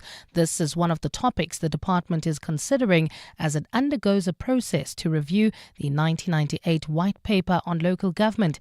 Yesterday, it held a women and youth dialogue on this topic at the Birchwood Hotel in Boksburg. Thabiso Koba was there. Municipalities in South Africa are graded from 1 to 6. 1 represents small and poor municipalities, while grade 6 is for metros. Councillor salaries are also determined using this grade, with metro councillors being paid the most. Part-time councillors are usually found in lower grade municipalities, where they have to supplement their low salaries with another job. Cooperative Governance Minister Velenkosini Hlabisa says part-time councillors are naturally not always available to their communities due to secondary commitments. If you want a working local government space, why not all councillors become full-time people so that the communities can hold them accountable fully? The deadline for submissions on the Local Government White Paper review is on the 31st of July. Thabiso Koba, Eyewitness News. In Cape Town, the Missing Persons NGO, which helped the police to track down alleged baby snatcher Samima Jacobs, has slammed the Bellville Magistrates Court for releasing her on bail. Jacobs, who is charged with kidnapping and defeating the ends of justice, was granted 4,000 Rand bail yesterday. The kidnapping accused allegedly pretended to be 3 different women before abducting a 9-day-old baby from the Middestad Mall, Carlo Peterson reports. Faith and Hope Missing Persons founder Veronique Williams says the court is sending the wrong message to the public by releasing Jacobs from custody. I think this is not fair because the trauma that the family went through, the frustration that the family went through, is my child safe, is what happened to my child, all these things that you must think about. And here you come to court and then bail is granted. Baby Imad's mother, Iman Shamar, was escorted out of court by her mother in tears yesterday after Jacobs was granted bail. Jacobs could later be heard wailing while being whisked away from the court building, also by her mother, when she was released from custody. Carlo Peterson, Eyewitness News. And in the U.S., New York Mayor Eric Adams has revised the death toll following a shooting at a Manhattan building today. Adams says 5 people were shot in the attack in Midtown, 4 of whom have died. He says one of those who died was an NYPD officer. A press conference was held at the scene this morning shortly after police cleared the area. Adams confirmed that the suspect, identified as Shane Tamura, died of an apparent self-inflicted gunshot wound. He says gun violence remains a major concern in the city. We lost 4 souls to another senseless act of gun violence, including a member of the New York City Police Department, Officer Islam. He's an immigrant from Bangladesh, and he loved this city. He embodies what this city is all about. He's a true blue New Yorker, not only in the uniform he wore, but in his spirit and energy. In your weather, clear skies in store for Gauteng today, lows of between 1 and 4 degrees and highs of 18 degrees across the province. There's a stop and go in the N3 North between the Geldenhuys interchange and the Baklu turn-off due to 2 major accidents. An earlier accident right near the Baklu turn-off, as well as roadworks that are taking place along this route. So please be on the lookout and be patient if you're traveling on the N3. The top story in EWN, the Cooperative Governance Department wants the public to share opinions on whether it should be increasing the salaries of part-time councillors. Whenever you hear deep in the heart and art of jazz, think Sia Makuzeni with the big band, Jasmine Horn, Alun Wad, the Baylor Project, Jose James sings Badu, Umusangare, Esperanza Spalding, Michelle Dugiocello, Elaine, Tezo, Munei, Mondli Ngobo, and many other spectacular icons. Think Standard Bank Joy of Jazz Festival, 4 stages at the Sandton Convention Center, 26th, 27th and 28th September, and take me there. Book via Ticketmaster. Heads up, Gauteng motorists. Sunral is implementing nighttime roadworks on the N3 between Geldenhuys and Baklu from May 20th, 2025 to January 31st, 2027. Expect partial lane closures from 8 p.m. to 5 a.m. 1 lane will stay open in each direction. Please plan your trips, slow down and follow all signs and signals, and exercise caution when navigating affected areas. Sunral remains committed to improving safety and the quality of our national roads. Sunral, an agency of the Department of Transport. Your workday calls for more capability, more grit, more getting it done. Your weekends demand more freedom, more pushing the boundaries. And the new GWMP 300 LS Bucky is where it all comes together. Bring it on in the new GWMP 300 LS from only 529,900 Rand. Visit gwm.coza or your nearest dealer to book a test drive. GWM, go with more. 702 and Corporate Sad Care with Hirsch's are talking about Hirsch's involvement in the Claire Ellis Brown Preschool. So the Claire's Brown School is just the most beautiful little school. This wonderful teacher came through called Sandra McLaren. She said to me something which I don't know if I should have done, but I did, was come through and visit the school. And the school had a beautiful garden, and growing up in a flat, you didn't have a garden. These little kids that live in the area now have somewhere to go and play, which just seems so special. So I thought, how can we get involved with that? And one of the things I found out was they're looking at their books. Their rates were like through the roof, like 6,000 Rand a month in rates, which was just crazy. So after finding people to speak to at the city council and irritating them for months and months, we got the rate reduced to 100 Rand a year and backdated 10 years. Wow. And I thought, geez, we can make it a little bit of a difference here, which was awesome. Then we started fixing up the school and painting and putting new kitchens and finding food for the kids. And we've been doing that for over 20 years.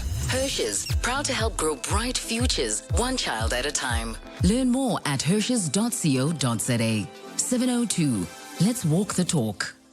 702. WhatsApp Bongani on 072 702 1702. Good morning, Bongani 702 listeners. Listening to the story of the hungry children is so heartbreaking.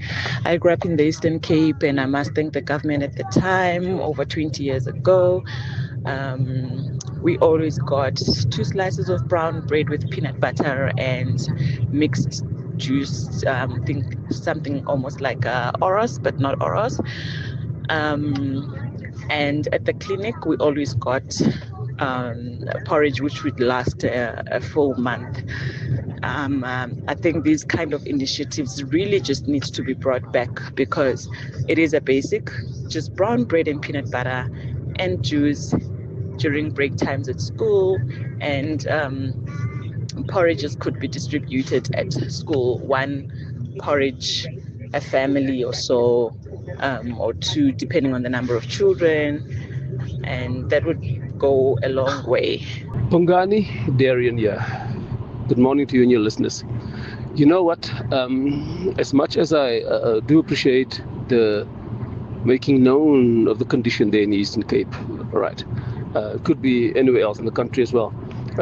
She says the thing to be done is to ask a question, is enough being done? No. It's a conclusive factor that not enough is being done, and in fact nothing is being done. You see, it's a knock-on of the corruption that's happening here. Fish rots from the head. It's unacceptable that people would die when there's proper governance in any country. Come on now. Get your act together, government, departments. What's this all about? Look, there's a multiplicity of factors. I definitely think some of the money that gets stolen could go a long way in relieving some of these challenges. I think the splurging on luxuries for politicians is money that's taken away from the mouths of these young ones. But there are other systemic issues that need to be looked at where various departments are operating in silos and the left hand doesn't seem to know what the right hand is doing. And I think that's part of trying to solve the problem. And it's not just about giving out slices of bread with peanut butter and milk, because as you heard from Dr. Carter, one of the challenges, what happens to the babies? What happens to the toddlers who are not yet in the formal schooling system, and not every ECD center is part of this feeding scheme? And then there are other issues where births aren't even registered because there are so many other pressing problems for these poverty-stricken families. It's a complex problem that needs a number of heads to come together. But as you are saying, many of you in your voice notes, there's absolutely no reason why children should be dying of hunger in South Africa in 2025. 702. What's the question? What's the question is brought to you by Outsurance, and it's your chance to win up to 3,000 Rand in cash. First 1,000 Rand for the answer, and then a little later 2,000 Rand if you can give us the question. SMS out to 45142 now, and you could save on your car insurance. Today's answer comes from Patu, who is in Sandton. Patu, what's today's answer? The answer is 1981. 1981. And tell me, Patu, have you got yourself a quote from Outsurance? No. You do not? Oh, my goodness. Are you a member? I don't drive. Ah, okay. Well, that's fair enough then. That's fair enough. Patu, how about 1,000 Rand coming your way, all thanks to Outsurance and 702. He doesn't have a vehicle, so he doesn't have short-term insurance with Outsurance. All right, there you have it. The answer is 1981. What's the question? Be the seventh caller now on 011 8830 702. EWN Sport. Hello, Bongani. Hello, Cindy. What are we starting with? So, as we always tell our listeners, we like to gesture to each other. I'm not sure. How would I gesture to you that rugby fans can from today register for the pre-sale? Here's an idea of Rugby World Cup tickets. How about you give me a copy of your bulletin? I'd love to, but the computer that works in front of me doesn't always work, so offline. I need the copy. Yeah. There was print 2. Oh, okay. You know, saving trees. Everyone else does. Okay. From 8:30, I'll try to remember that. So, rugby fans, today you can register for the pre-sale of Rugby World Cup tickets. The first tickets going on sale in February. World Rugby, in an effort to make the 2027 World Cup hosted in Australia the biggest and most accessible tournament in the competition's history, will price tickets starting from 500. The 2027 World Cup starts October the 1st with a final on November the 13th. On the field, a big blow for Australia, who could be without prop Alan Alatoa for the Rugby Championship games, the Springboks. Alatoa injured his shoulder and is out the third and final test, the British and Irish Lions, this Saturday. Aidan Ross has been called up. They're also without the injured winger Harry Potter. The All Blacks won't have tight head prop Terrell Lomax for the first 2 Rugby Championship games against Argentina due to a hand injury, but captain Scott Barrett and Bowden Barrett are both on track to play. It's reported Cape Town City could be back in the Premiership after SAFA's arbitration ruled in their favour. City's accused Maruma Gallant of fielding an incorrectly registered player, Mondi Mambamela, Miniso, who played in 20 games.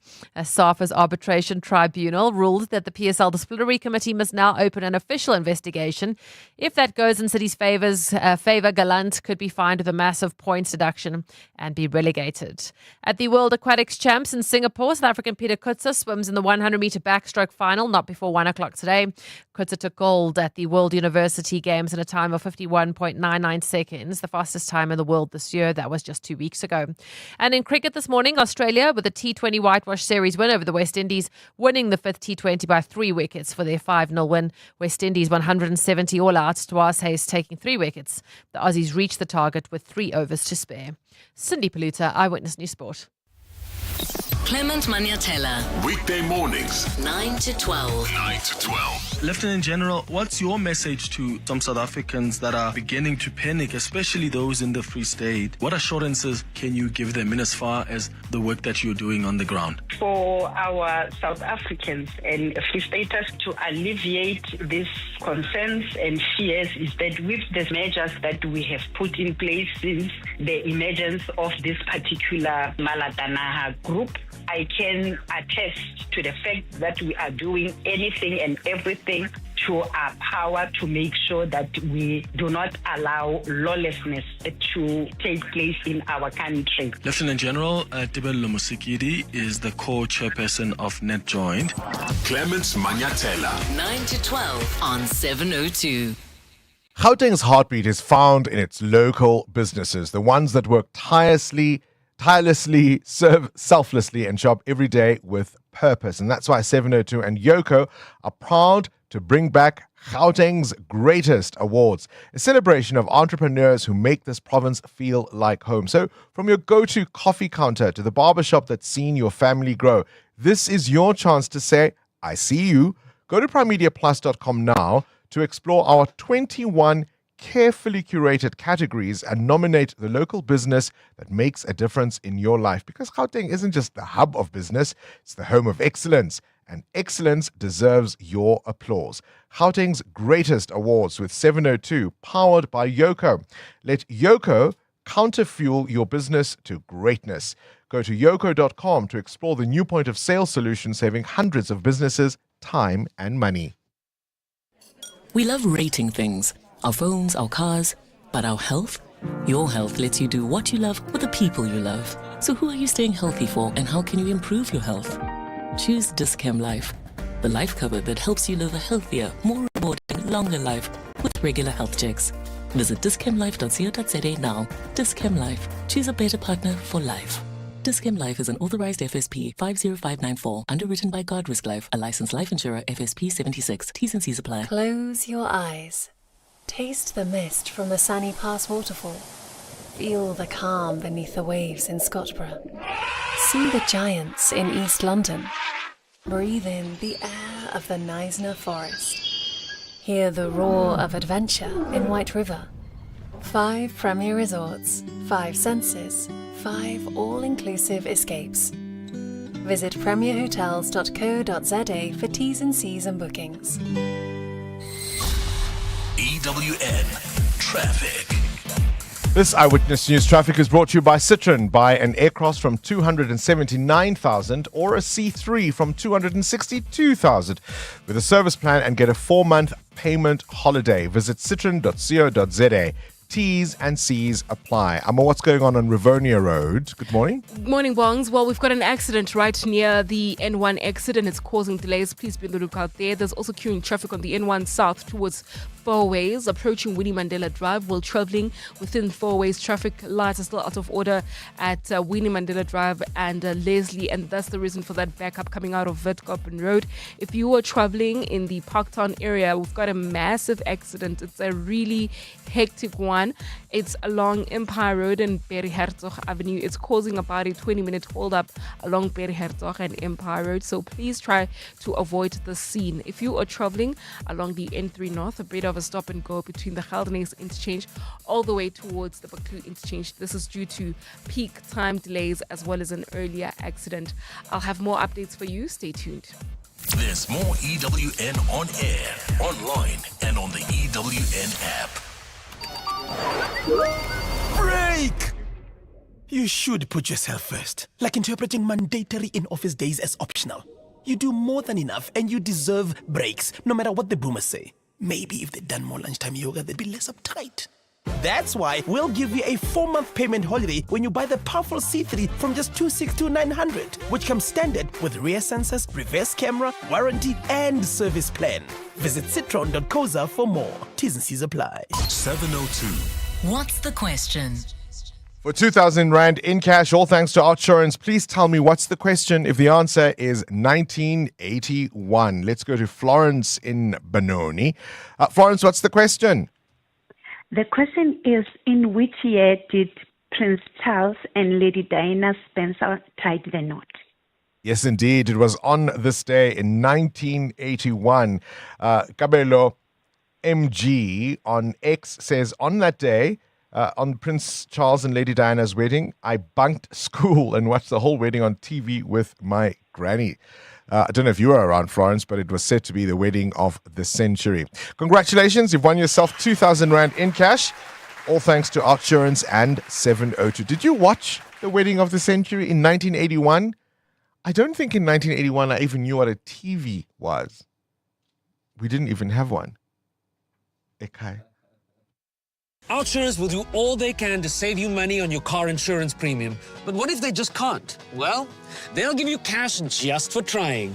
That's right, just ask for 500 Rand cash. But wait, there's more. If you don't save and have been claim-free and with the same insurer for 3 years, you can ask for 1,500 Rand cash. Savings or cash, you always get something out. Go to outsurance.co.za now for a 10-minute quote that could save you thousands. What does you always get something out mean to you, Lorette? Outsurance made it possible for us to live our dream to travel more with the money in our pocket that we save. Let me know, what is it? 725. It was unbelievable. My husband, he sits there on the chair and he's just nodding his head and say, yes, yes, yes. This is really not just an advertisement. This is really real. Go to outsurance.co.za now for a 10-minute quote that could save you thousands. Licensed insurer and FSP, T's, C's and information online. 10 years ago, Illuma Capital set out with one goal: to help people like you build a legacy for tomorrow. Through personalized strategies and unwavering dedication, we've been instrumental in helping our clients achieve their financial dreams. Whether it's securing retirement, growing wealth, or planning for the unexpected. For a decade, we've been trusted to guide your financial journey with expertise and care. Visit illuma.co.za today. Illuma Capital is a licensed FSP. T's and C's apply. At the heart of global conversations shaping the future, Africa's voice matters more than ever. As Africa's largest bank by assets and lead sponsor of the B20 Summit, Standard Bank Group is proud to spotlight the continent's growth, partnerships and potential on the world stage. Through informed dialogue and powerful partnerships, Standard Bank is driving sustainable growth where it matters most. Standard Bank is an authorized FSP and registered credit provider. Of course you could take the lift just one floor up. Or you could grab the new Berry Blue sports drink from Aquila Vive and get moving. Blue has never tasted so good. Bursting with bold berry flavor, packed with electrolytes and vitamins, and free from colorants. Aquila Vive sports and power drinks. Let's move. 702. 702. What's gone viral? With Kabazela. Catch up now with the world of viral content. 7 minutes to 8 o'clock. Kabazela. Good morning to you, Belle. This, I remember, happened to us in 1995. We were staying in Alberton. Have you ever had someone crash into your property? Sure, 1995. It must have been the year of crashes in properties because it happened to us too. So the video that we're talking about is on a stormy night. It's raining and it's at a T-junction, and you can see that there's a CCTV camera at this particular house and it's filming down the street. And this white GTI is approaching the T-junction, doesn't stop, goes straight through and crashes into this gate, goes through into the property, the bumper starts hanging. And then you'd think, okay, you might stop and just sort of chill. What's happened? What the heck is going on? But this throws it straight into reverse, reverses the car out, and then drives off and leaves the property owner with the damage. And I mean, this happens a lot where, you know, if you live on maybe a vulnerable stretch of a road, it can happen that, you know, cars can from time to time crash into your property. So I wanted to ask the question this morning, has this happened to you where you've been woken up at night or where you come home and you discover it, that your wall or your gate has been crashed because somebody drove into your property? They were either reckless speeding or just, you know, an accident at the end of the day. What are your stories? You said in Alberton in 95, it happened to you. We stayed in a corner. And so, I mean, houses on the corner, I suppose, are always vulnerable to this thing where a driver, usually under the influence, loses control of the vehicle. And that's what seems to be the case even in your video. And I couldn't determine whether or not you can see the license plate, but I hope somebody's able to track that down because it's absolutely horrendous, particularly, of course, in light of 12 kids injured yesterday because the Scholar transport driver is or was allegedly drunk. It is a real problem. Someone crashing into your property who wasn't a judge? Sober as a judge. Yeah. Who wasn't a judge. Tell us about that. All right, sometimes you have to be really creative when cooking, Kawazela. So if you were going to cook make some popcorn, Bongles, and you're going to do it with oil, you know, you can do it in the air fryer or microwave now and all that kind of stuff. But if you got the seeds, you put it in a pot and you have run out of oil, all kinds of oil, olive oil, sunflower oil, whatever. What would you do? Just, you know, what would you think of doing, perhaps? Not make popcorn? Yes. So this guy, he was determined to make popcorn. So what he did was he found a little bit of margarine that was left over in his packet, you know, the brick, put some of that in the pot. And then he thought, the acha. So he goes and grabs the tub of acha, and you know the acha's got the oil, right? Yes, the flavor, the red oil. Yes. He uses the red acha oil to put into the pot and then makes the popcorn, and voila, he had popcorn. Now, I can imagine it must have tasted quite nice with that spicy acha flavor into the popcorn. I think it could taste quite nice, I must say. But I mean, very innovative. You got to give him props there for being innovative. But I wanted to ask, have you been in that situation, right? So you're cooking a great meal and you're going and you step 1, 2, 3, 4 and you're going, and then you realize, damn it, I don't have that ingredient, and it's too late for Checkers 60/60. You don't want to bother your neighbors, and you have to substitute it. And you may have substituted something well. It might have gone to plan, or not. It might have been a disaster. So can you remember a meal that you were cooking where you had to substitute a main ingredient for something else, and how did it turn out? All right. There's always Google. There's always Gemini. There's always AI to tell you what clever substitutes you can come up with for ingredients you don't have. What are your go-to and for what? 702. Feedback with Baphelile Sambo. Baphelile Sambo, very good morning to you. Good morning, Bongani. It's been a busy show behind the scenes. It has been very, very busy. A lot of feedback we've been getting, especially with our big interview on the hunger issue. A lot of people are saying this is not supposed to be something that we are talking about, especially with the high unemployment rate. Now we have this hunger concern that kids are going to bed without food. It should be the least of our worries. Didrik on our WhatsApp is calling for external organizations if they can help. But I know I was talking to you, Bongani, off air, and you were saying this is like a whole province issue. Yeah, it's a systemic thing. It's not like where you can say, you know, let's organize one of the nice retailers to go help them out at Dlamini Street, for example. It's a systemic problem. It's particularly acute in the Eastern Cape, but there are other provinces where this kind of thing is happening, and for a number of reasons. Yeah, they've been saying maybe we as communities can also, like, if you know of a family that is going to bed hungry, with the little that you have, you can just share until government comes to the play and does something about it. And on just a reminder that we will be talking to Home Affairs Minister, Dr. Leon Schreiber, at 8:15. A lot of reaction is already coming through. People are saying, you know what, the move is great, but can we be online? Can we have the accessibility to do all these applications? I myself have been struggling to get there. services online, everything is sorted, but you cannot pass. There's other sections that you need. We'll put that question to the Minister. Is going to be joining us a little after 8:15.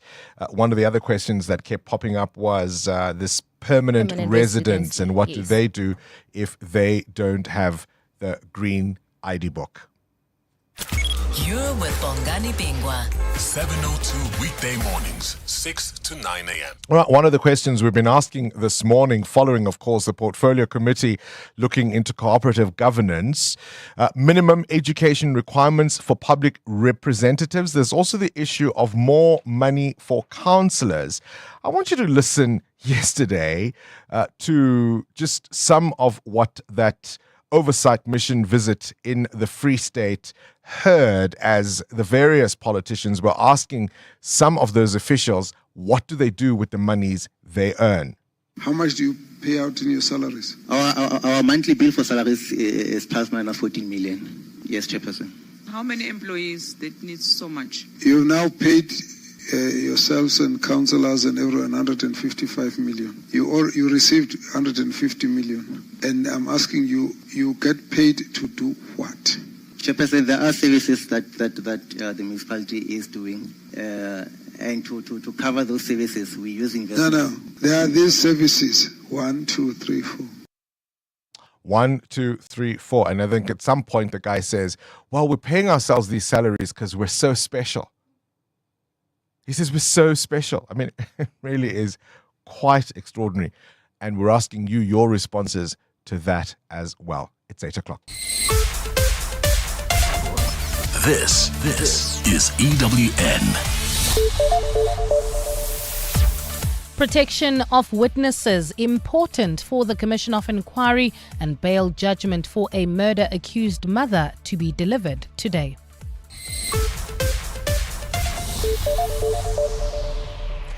Good morning, I'm Bali Dlamini. The Judicial Commission of Inquiry into Interference and Corruption in the Criminal Justice System is looking at ways to ensure witnesses are protected. This as the Commission gets ready to begin its work in August. The body was established to probe allegations made public by KZN Police Commissioner Nhlanhla Mkhwanazi. Part of the terms of reference of that commission gazetted last week include the protection of witnesses called to testify. Acting Deputy Chief Justice and Commission Chair Mbuyiseli Madlanga says they're looking at how best to ensure the safety of all. It's a matter that is receiving serious consideration because of exactly the issue that can the witnesses be protected by the same people or at least some of whom are implicated. I believe that we will come up with a practical and acceptable solution. Let's take you to the courts where murder accused Tiffany Nicole Meek will know today if she will be released on bail. Judgment in her bail application is expected to be delivered in the Roodepoort Magistrates Court this morning. Meek is accused of murdering her 11-year-old son, Jaden Lee Meek, in May of this year. The state insists that it has a strong case against her and it has opposed her release on bail. Prosecutor Linda Duma says evidence points to Meek's apartment being the last place that Jaden was before his death. There is no evidence, nor any suggestion that he had a habit of going to any other unit except for his residence. It is indeed safe to conclude that when he came in, he only went to his unit. But Meek's lawyer, Novel Naidu, has criticized the state's evidence, describing it as flawed and inconsistent. There is no evidence before this court that there is an eyewitness that can confirm that Jaden was in the company of the applicant after he had been dropped off on the afternoon of the 13th of May 2025, and that she was the last person who was seen with him.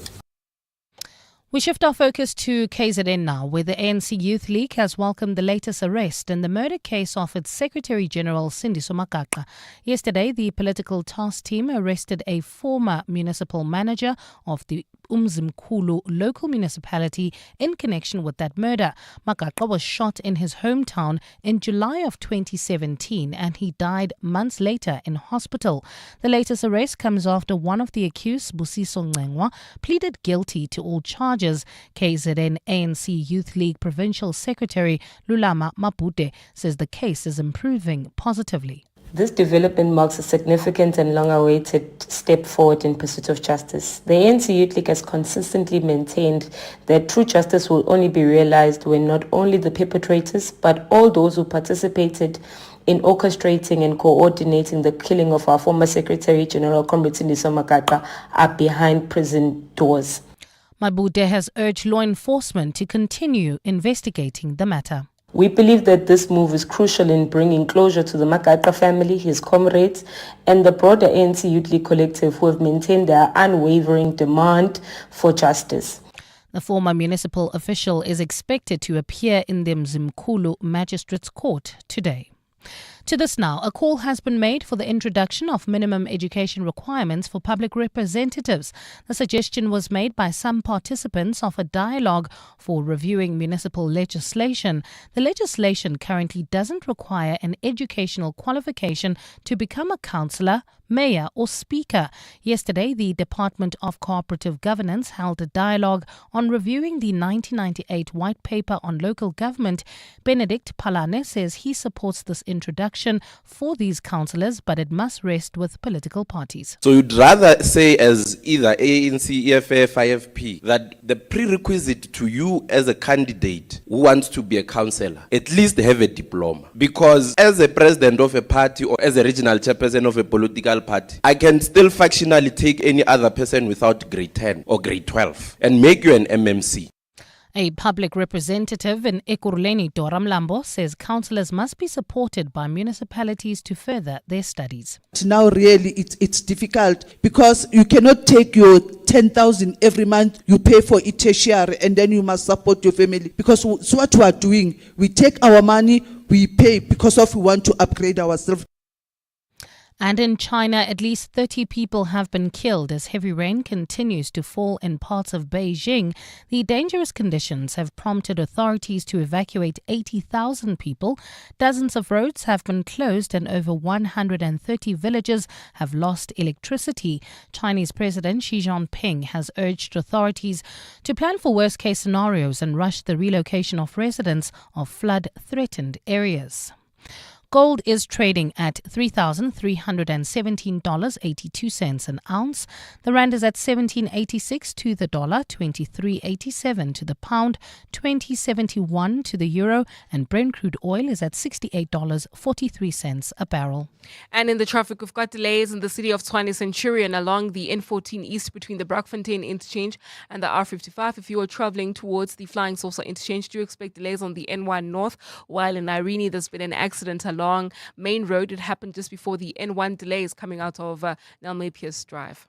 And in your sport, the PSL Awards tonight with the top nominees for Player of the Year are Rivera, Mofokeng and Magalwa.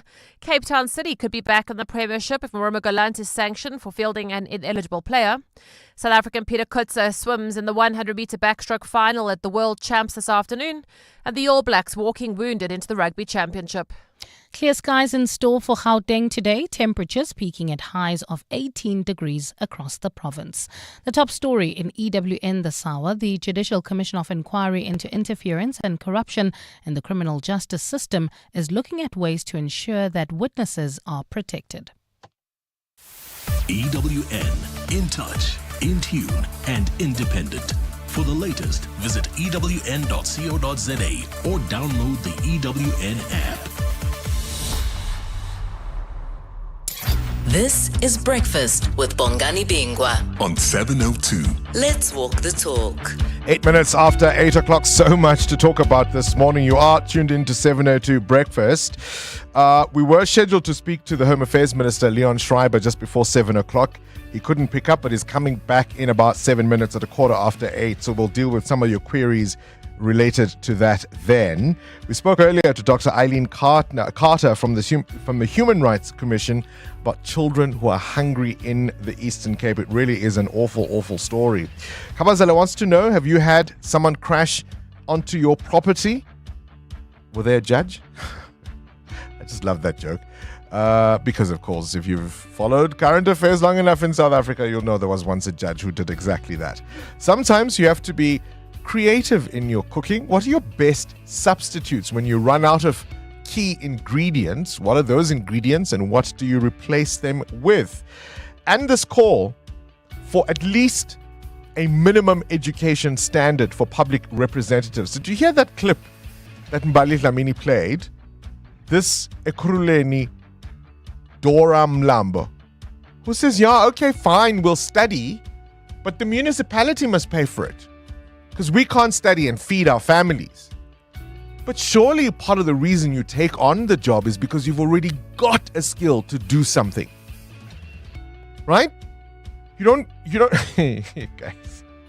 I want you to listen to this montage from that visit, right? The Department of Cooperative Governance holding this dialogue.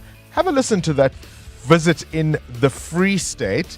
It starts off with the EFF MP Hlengiwe Mkhaliphi asking the municipal manager about what are they doing with the funds they supposedly invested. Have a listen to the response.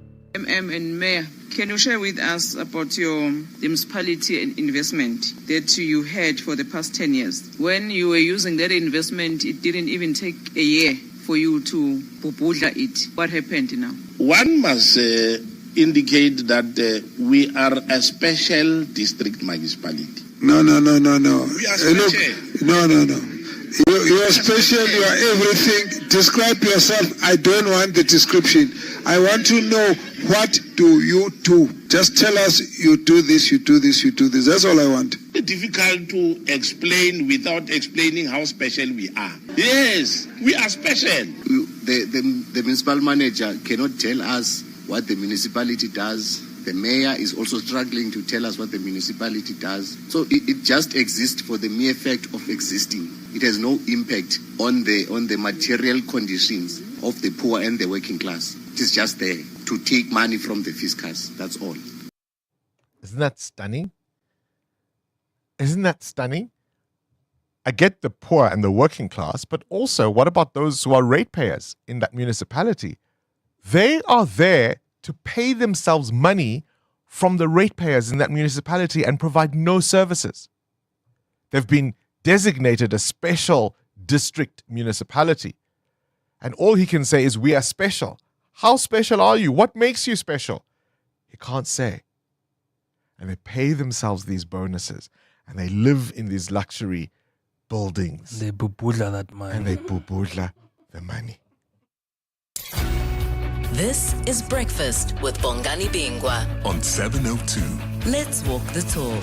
11 after 8, we are, of course, live on our YouTube page. So you can just simply go to YouTube and look for 702 Breakfast. You can see us streaming. Some of the comments are lovely. There was some debate about Mutewa's baby face. So Jada Spice has written back to say, hello, my favorite team. As the one who wrote the baby face comment, I meant that he really looks so much younger than I thought, in a very good way. So if you've just joined us, yesterday there was a comment that Mutewa had a baby face, which I happened to mention, which I thought was a compliment. Amo took exception to that. So Amo, it was well meant. It was well meant. You can relax. You don't have to end the friendship with Jada Spice. We've also got, listen to this. Nelisiwe Moyo says, good morning, team.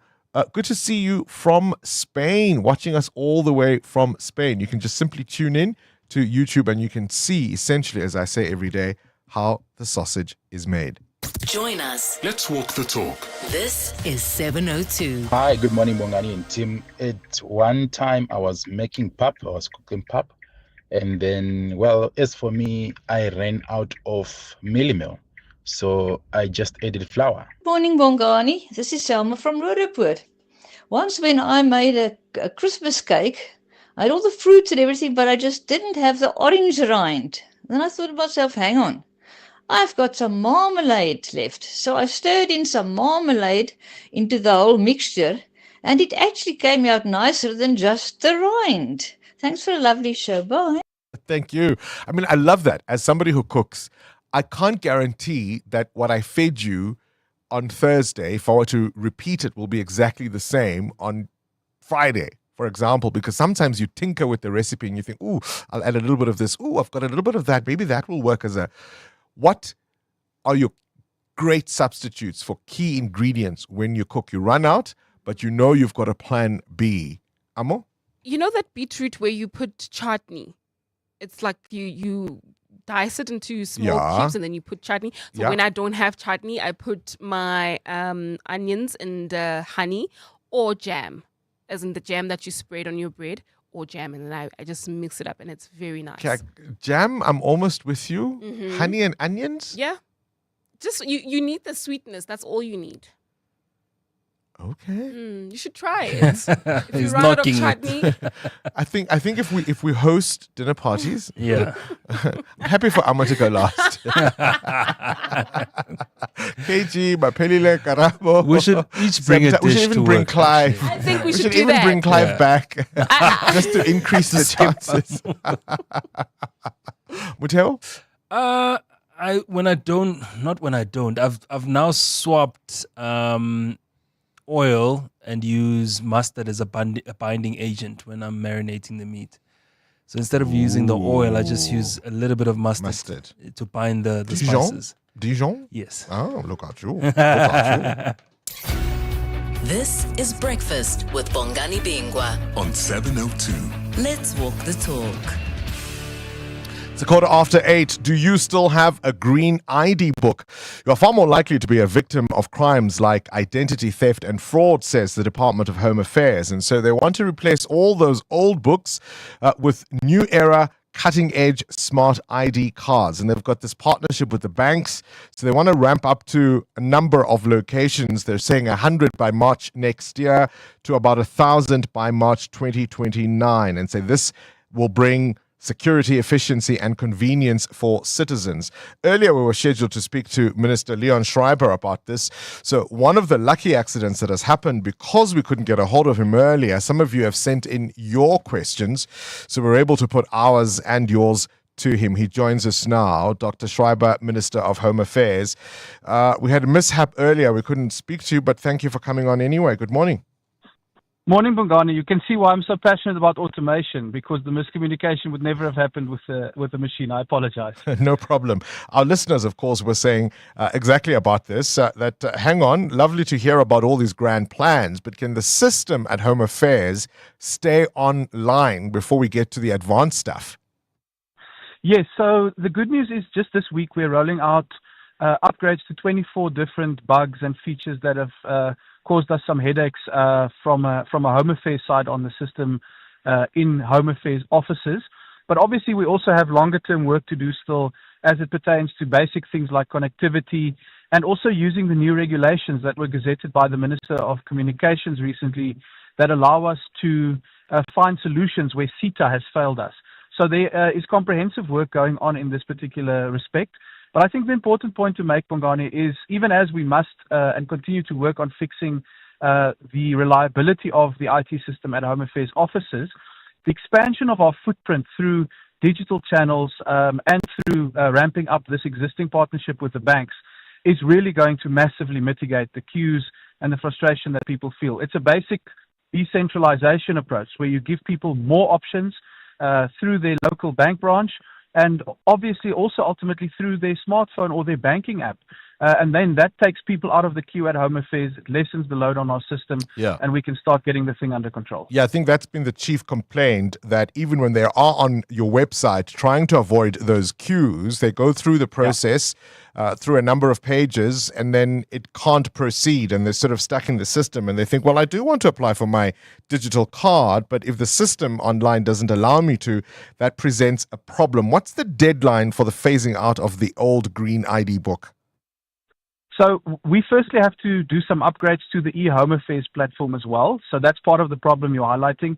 And secondly, of course, the biggest cause for frustration there is that people can't find booking slots. So people would say to me, I'm up at 1 minute past midnight trying to get a booking slot for the next day that opens up and it's already full. So in a way, that's obviously hugely frustrating, but it's also telling us there is massive demand for this service. That's why the booking slots are always full. So that's why we're so passionate about scaling up the presence in those bank branches. So we've set ourselves a target of 100 branches by the end of this current financial year, so into early 2026. And we want to get into 1,000 bank branches over the medium term. But really, I don't think we have to stop there. We are currently finalizing some of these arrangements. We hope to be able to announce the first breakthroughs really in our partnerships with the banks to go to the 2.0 version of our partnership really. All right. And the benefit of that really, Bongani, just briefly, is you don't have to then replicate a Home Affairs office inside a bank branch. You move the Home Affairs IT system onto the bank's platform, and that unlocks the opportunities we're looking for. All right. So what you're saying is you're not going to tie yourself to a deadline because there's quite a few things you need to fix before we get there. Am I correct? No, we'll have 100 by the end of this financial year. Yes, No. What I meant, the deadline to phase out the Green ID book. Oh, yes. Oh, apologies, I misunderstood. So we are aiming to discontinue the production of new green IDs by the end of this year. So, I mean, again, if you want to you're get still rid of giving them out? something, Have you still been giving Yes, them out? I mean, it was one of the things that made my eyes fall out of my head when I came into this job is that we're still producing them. So about a quarter of Home Affairs offices, about 100 out of the 400 or so, are non-modernized even today, which means they don't have the capability, the live capture IT capability to produce the smart ID card. So we want to stop that production. But of course, the trick is we have to give people a reasonable alternative. That's why the new channels are so important. So that if you live in a community where you only have a non-modernized office, Umgeni is an example of this, which I recently visited. We need to give you a bank branch in that community where you can get the smart ID before we say to you, you can no longer get the green ID book. So that one is very much on track. We want to cease production by the end of this year. And then the other part really depends on the uptake that we get. So I think by the end of this administration, we can say the green ID is no longer a valid form of identification. But it does depend, of course, on whether we get all 18 million people who still have the green ID book to get the alternative. That's the key. 18 million. Are you still tied to service provider contracts to produce these things? Do you mean the card or the ID book itself? So the advantage we have, of course, is that we have the government printing works. That is. So that's at least being done internally. Yes. All So I mean that's part of the portfolio. That's fine. People have been asking questions for permanent residents. These are now perhaps foreign nationals who now already have the green book. Will they also be getting the digital card? They're saying they've been told no. Oh, well, we made a big announcement about 3 months ago about this. It was a big breakthrough for us because, of course, if you want to do away with the green ID book, you can't compel certain categories of people to still get the green ID book.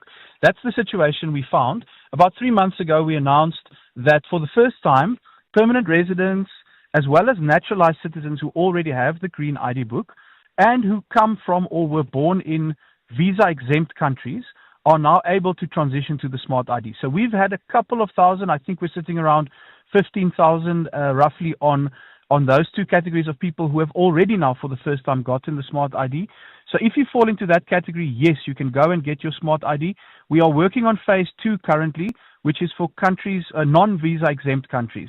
So if you were born in a country that requires a visa for South Africa, we're still doing some security changes so that we can make that a secure process as well. But certainly by the end of the year, everyone should be able to get the smart ID. Well, how much is corruption within the ranks of Home Affairs still a challenge? Because we understand many syndicates do collude with officials from inside. Well, Bongani, I signed yesterday 5 more dismissals, so it is an ongoing process. We are firing people now going back even to 2017 in some cases.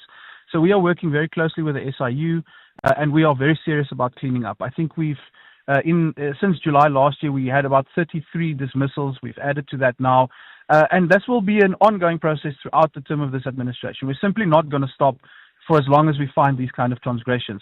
But the real key, of course, is to ask the systemic question. How is corruption being committed? How is it possible that someone can get a battle to? And that's where the green ID book comes in. Because if you look at that document, it's got a physical photo. What happens if someone picks up your ID, if you lost it or they steal it, and they manipulate the photo, they change the photo, and suddenly they assume your identity?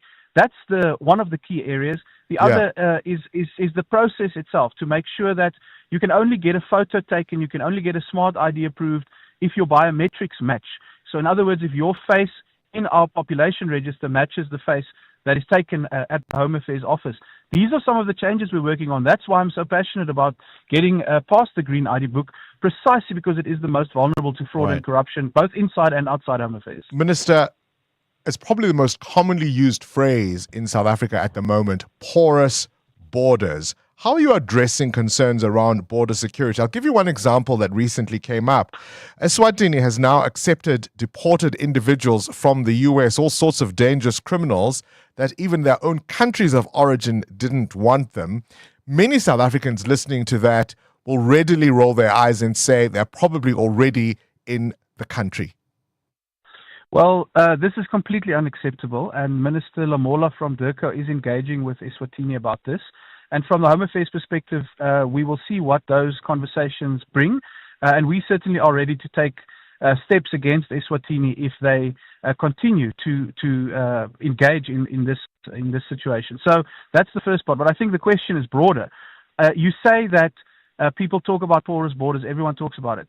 What continues to astound me is that every politician talks about it, and yet the BMA, the Border Management Authority, the one group of people who can do something about this, is the most underfunded entity in government. So this is a bit of a crusade that I am on, that I will continue to fight until the BMA gets the resources that it requires.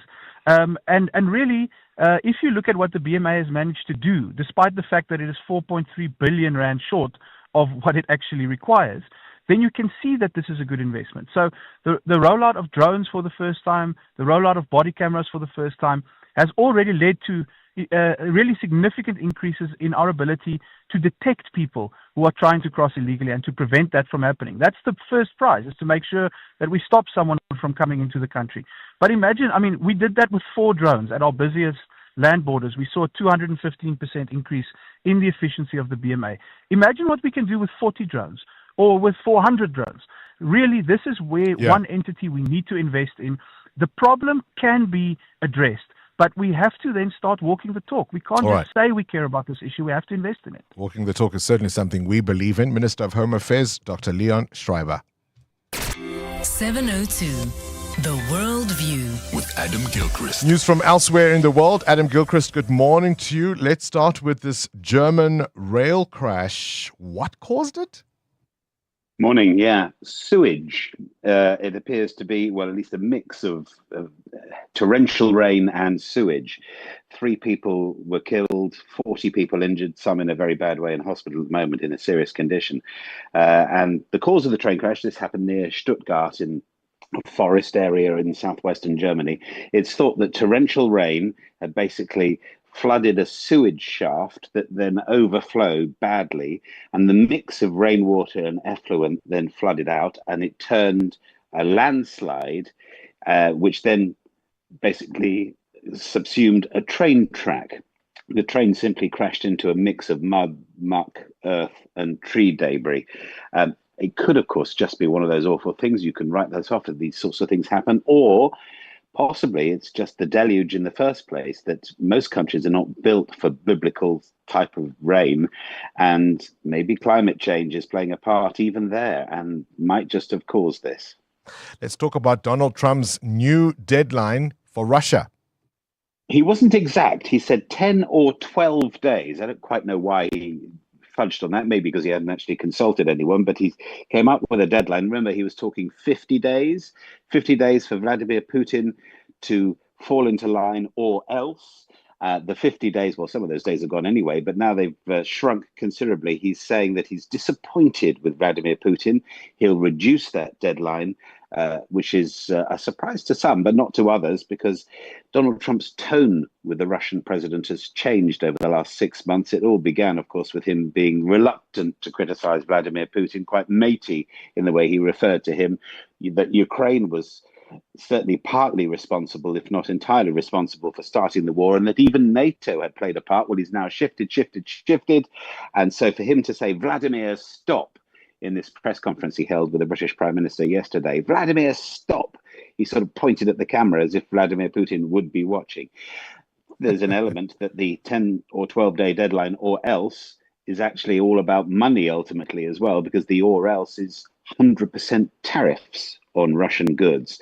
So maybe Mr. President has woken up and smelt the coffee or the flowers or something else that's been shoveled. Adam, I understand he was once a reality TV star. You couldn't really tell, could you? Finally, let's talk about Gaza's food crisis. It's really going from bad to worse. Oh, my word. And just to put some price numbers on it, because, I mean, it's a bit crass in a way because we're talking about people starving and malnourished, and every day it seems like a dozen more people die specifically because of a lack of food, or in some cases, a lack of medicine. And so Christian aid workers on the ground talking about the impact of the lack of food. 100 trucks went in yesterday, I believe it is. But 100 trucks doesn't nearly cover it because it was 600 before, and that wasn't feeding everyone in Gaza. But nonetheless, the Christian aid workers say now, for instance, a 25-kilo sack of flour, it's a big old sack, but it now costs $550 in Gaza, pushing 10,000 rand. Okay, maybe we don't all go around buying sacks of flour. How about a kilo of sugar? Again, the price has increased something like 4,000% in the past couple of years. A kilo of sugar is now $120 in Gaza, 2,100 rand. And things like bread, eggs, oil are hardly available at all. And if they are, they're so expensive that no one can afford to buy them. It is just, I think, underlining the desperation. Yeah, nearly 100 children reportedly have died from malnutrition, and that situation continues to deteriorate. Adam Gilchrist with this morning's Worldview. EWN Business. All right, cleaner energy. Even though the world is burning fuel, we're taking loans to go greener, Muteo. Good morning. Good morning again, Bongani. South Africa has taken a 500 million euro loan, or just over 10.4 billion rand, from Germany to help fund the country's shift away from its reliance on fossil fuels. The German Society for International Cooperation, known as JIS, through state-owned lender KfW, will provide the 13-year facility with a 3-year grace period of a fixed interest rate of 4.3%.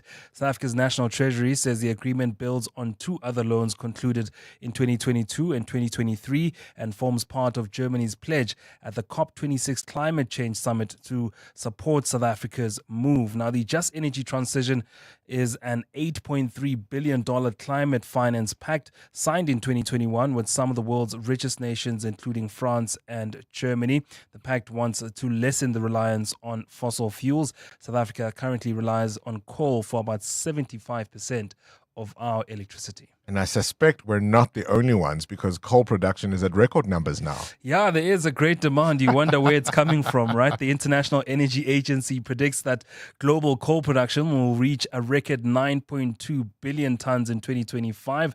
This is due to strong demand in the global market.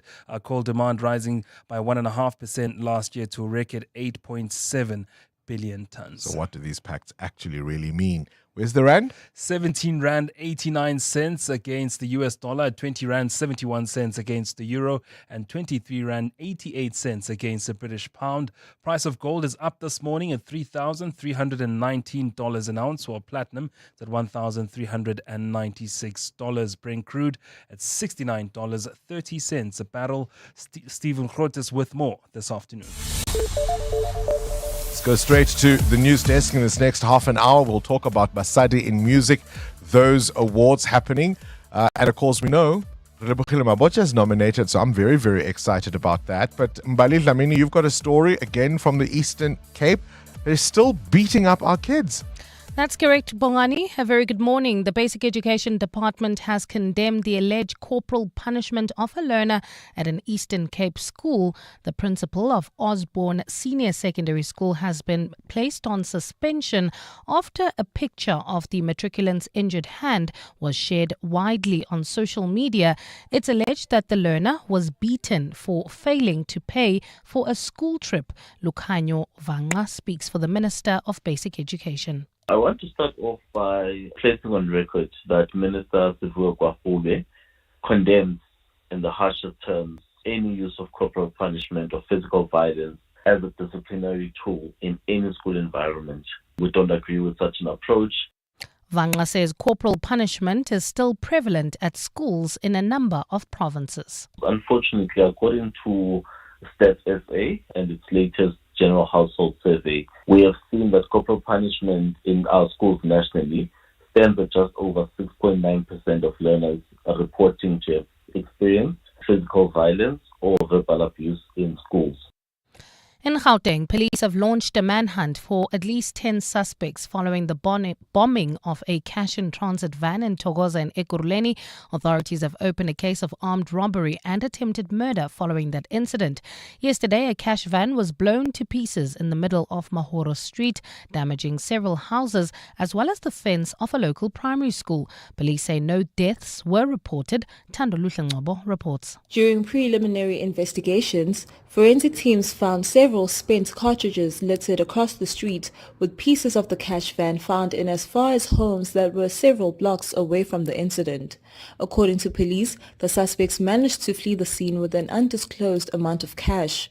Police have confirmed that a security guard was injured during the shootout and is receiving medical treatment. Further investigations will be conducted by the Directorate for Priority Crime Investigations. Thandoluhle Ngcobo, Eyewitness News. City Power has intensified efforts to cut off illegal electricity connections and enforce orders on defaulting customers. It says illegal connections cost the utility more than 2.5 billion rand in financial loss annually. The utility says it is targeting areas prone to capacity challenges, including informal settlements and backyard rooms where illegal connections are rife. Spokesperson Isaac Mangina says the disconnections are a means to ensure that customers connect and buy electricity legally. Part of what we are trying to do is to basically ensure that we get as many electrified as possible, but with our program that where we are registering free basic electricity, we're also trying to ensure that all those informal settlements are basically put on the free basic electricity book, and we are able to quantify the losses that we have there, and then we can also claim from Treasury in terms of the free basic electricity grant. And US President Donald Trump has warned that Palestinians in Gaza are facing real starvation. Aid agencies have for months now been saying that an Israeli blockade on the supply of food, fuel and medication is killing Palestinians in the Strip. The United States already backs food centers under the Gaza Humanitarian Foundation, but the GHF's operations have come under repeated criticism, with the UN saying hundreds of Palestinians have been killed by Israeli troops while trying to access the sites. Trump has now contradicted his ally Israeli Prime Minister Benjamin Netanyahu's dismissal of fears of an unfolding hunger crisis. Mr. President, Prime Minister Netanyahu said there's no starvation in Gaza. Do you agree with that assessment? I don't know. I mean, based on television, I would say not particularly, because those children look very hungry, but we're giving a lot of money and a lot of food, and other nations are now stepping up. I know that this nation is. In your weather, clear skies in store for Gauteng today, temperatures peaking at highs of 18 degrees across the province. And in the traffic, we've got an accident reported heading towards Sandton along the M1 North. It's right near Greyston Drive. It's causing delays coming out of the Melrose area. If you are traveling in the Bryanston area, we've got some delays reported. This is on Winnie Mandela Drive approaching the N1 exit. The top story in EWN. The Basic Education Department has condemned the alleged corporal punishment of a learner at an Eastern Cape school. The Midday Report. Weekdays, 12 to 1. What will the next 6 months, next year look like for citrus growers in this country? In the short term, Mandy, we try to mitigate risk. South Africa is already the biggest exporter of citrus in the Southern Hemisphere. So if we move 7-8% of our volume into Europe or UK or maybe Middle East, that could potentially have a knock-on effect in all the cartons exported to that market. So it's not just the 6 or the 7%. It can actually be a lot worse for everybody in the country. Gerrit van der Merwe is the chairperson of the Citrus Growers Association. The Midday Report with Mandy Wiener. 12 to 1 on 702. 702. Get ready, Mzansi. Powerball has rolled over to a massive 100 million rand guaranteed jackpot this Tuesday. You heard right. Play Powerball for a guaranteed 100 million rand jackpot today, and you could hit it lucky. Buy your tickets now in store on nationallottery.co.za, the mobile app, cell phone banking, or simply dial *120 *7529 hash for USSD. Panda, Pusher, play. Players must be 18 years or older. Play responsibly. Ituba is the proud operator of the National Lottery. Are you looking for the best savings on spectacles? At Specsavers, enjoy 1,500 Rand off when you get tested at South Africa's trusted and most established optical group. Get 1,500 Rand off all frames in store, or use your 1,500 Rand off on our leading lens enhancements, such as drive light lenses that reduce artificial glare whilst driving.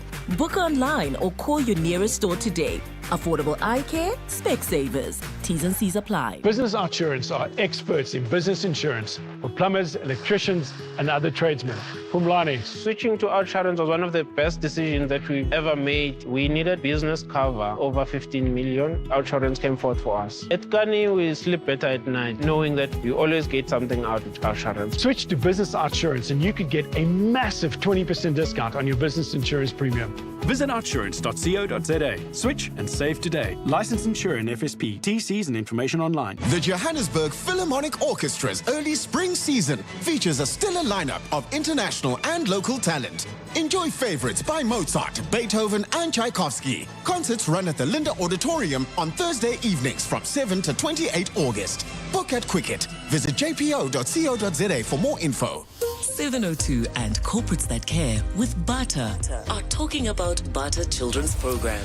We've run school donations, volunteer days. We have about 82 people in our head office in KZN. They frequently go down to the Malvern Children's Home. The Malvern Children's Home is a home for orphans that we've adopted basically in the KZN region. We've assisted them with jungle gyms, water tanks, stationery, libraries. We built a library for them, as mentioned. Unfortunately, the Malvern's Children's Home has a R1 million debt, water and electricity debt. Sure. So we've created a GoFundMe page, and a portion of the proceeds from our Mandela Day shoe sales will go towards this cause. So when corporates choose Toughies for their Mandela Day giving, they're not just buying the school shoes, they're helping children keep their home running. From jungle gyms to school supplies and life-changing donations, Bata is building brighter futures. Visit bata.co.za to learn more. 702. Let's walk the talk. 702. WhatsApp Bongani on 072 702 1702. Bongs, thanks for the great show, man. Yes, it's so refreshing to listen to a minister who sounds so switched on. He's like, got answers, has a plan, has a clear plan, and justifies why he's implementing that plan. Yes. Hey, we're getting there. Morning, Bongani. How refreshing to have a minister who actually knows what they're talking about. Eh? This guy he's rooted. He knows even what's happening in administration. He can tell you how many people have been fired. That's impressive. That I'm happy that ANC is no longer the majority. There's a sense of feeling that now the country is actually starting to work. Bongani, great interview with the minister there. Just a quick question. Why are we not modernizing these unmodernized Home Affairs branches before expanding to the banks? I mean, if a quarter of these Home Affairs branches are not modernized, surely they should be upgraded before we look at using private services. Well, I suppose that's part of the problem, and that's how this thing was started in the first instance. And that credit, of course, will not necessarily belong to this Home Affairs Minister, because that was something that was in place before he came in. But part of the problem he was trying to explain was, remember, all these government departments are reliant on CETA, which was established to coordinate the state's information and technology resources. And so the system that gets stuck, it's not something that the Department of Home Affairs or whichever department you're trying to deal with necessarily has control over. This is all centralized. And if you've got CETA that isn't working, right, the State Information and Technology Agency, and we've spoken at length about the challenges they face, if they're not up to the job, the system, of course, is always going to be offline. And at least the hope was that whilst they try and do all of that work in the background, the partnership with the bank means the bank systems are working, right? The bank system doesn't rely on CETA to get their systems functioning, because the bank needs their systems to work almost more than they need the people that actually run them. And so I think it's an interim gap measure, but also perhaps some concession that Home Affairs hasn't been entirely up to the job, at least not where CETA is involved. EWN Sport. Big awards tonight, Cindy Peluta. Very good morning. Good morning, Bongani. It's the PSL Awards tonight. Up for football of the season, Lucas Ribeiro of Sundowns, Relebogile Mofokeng of Pirates, and Kaletso Magawa of Sekakone. The same three are also up for Players' Play of the Season. Well, Coach of the Season nominees, Miguel Cardozo of Sundowns, Steve Barker of Stellenbosch, and formerly of Pirates, Jose Ribeiro. Yeah, I was about to say.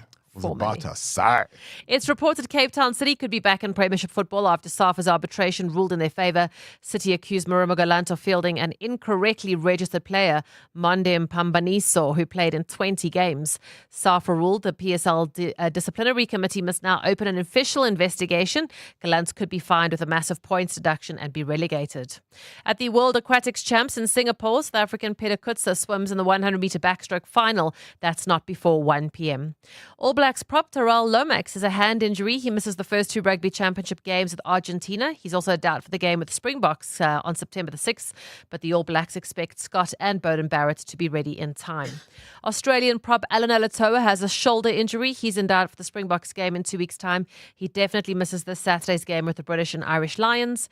And in cricket this morning, Australia got a T20 Whitewash Series win over the West Indies, winning the fifth T20 by 3 wickets. The West Indies 170 all out. Hayes taking 3 wickets. Aussies reached the target with 3 overs to spare. Cindy Peluta, Eyewitness News Sport. EWN Traffic.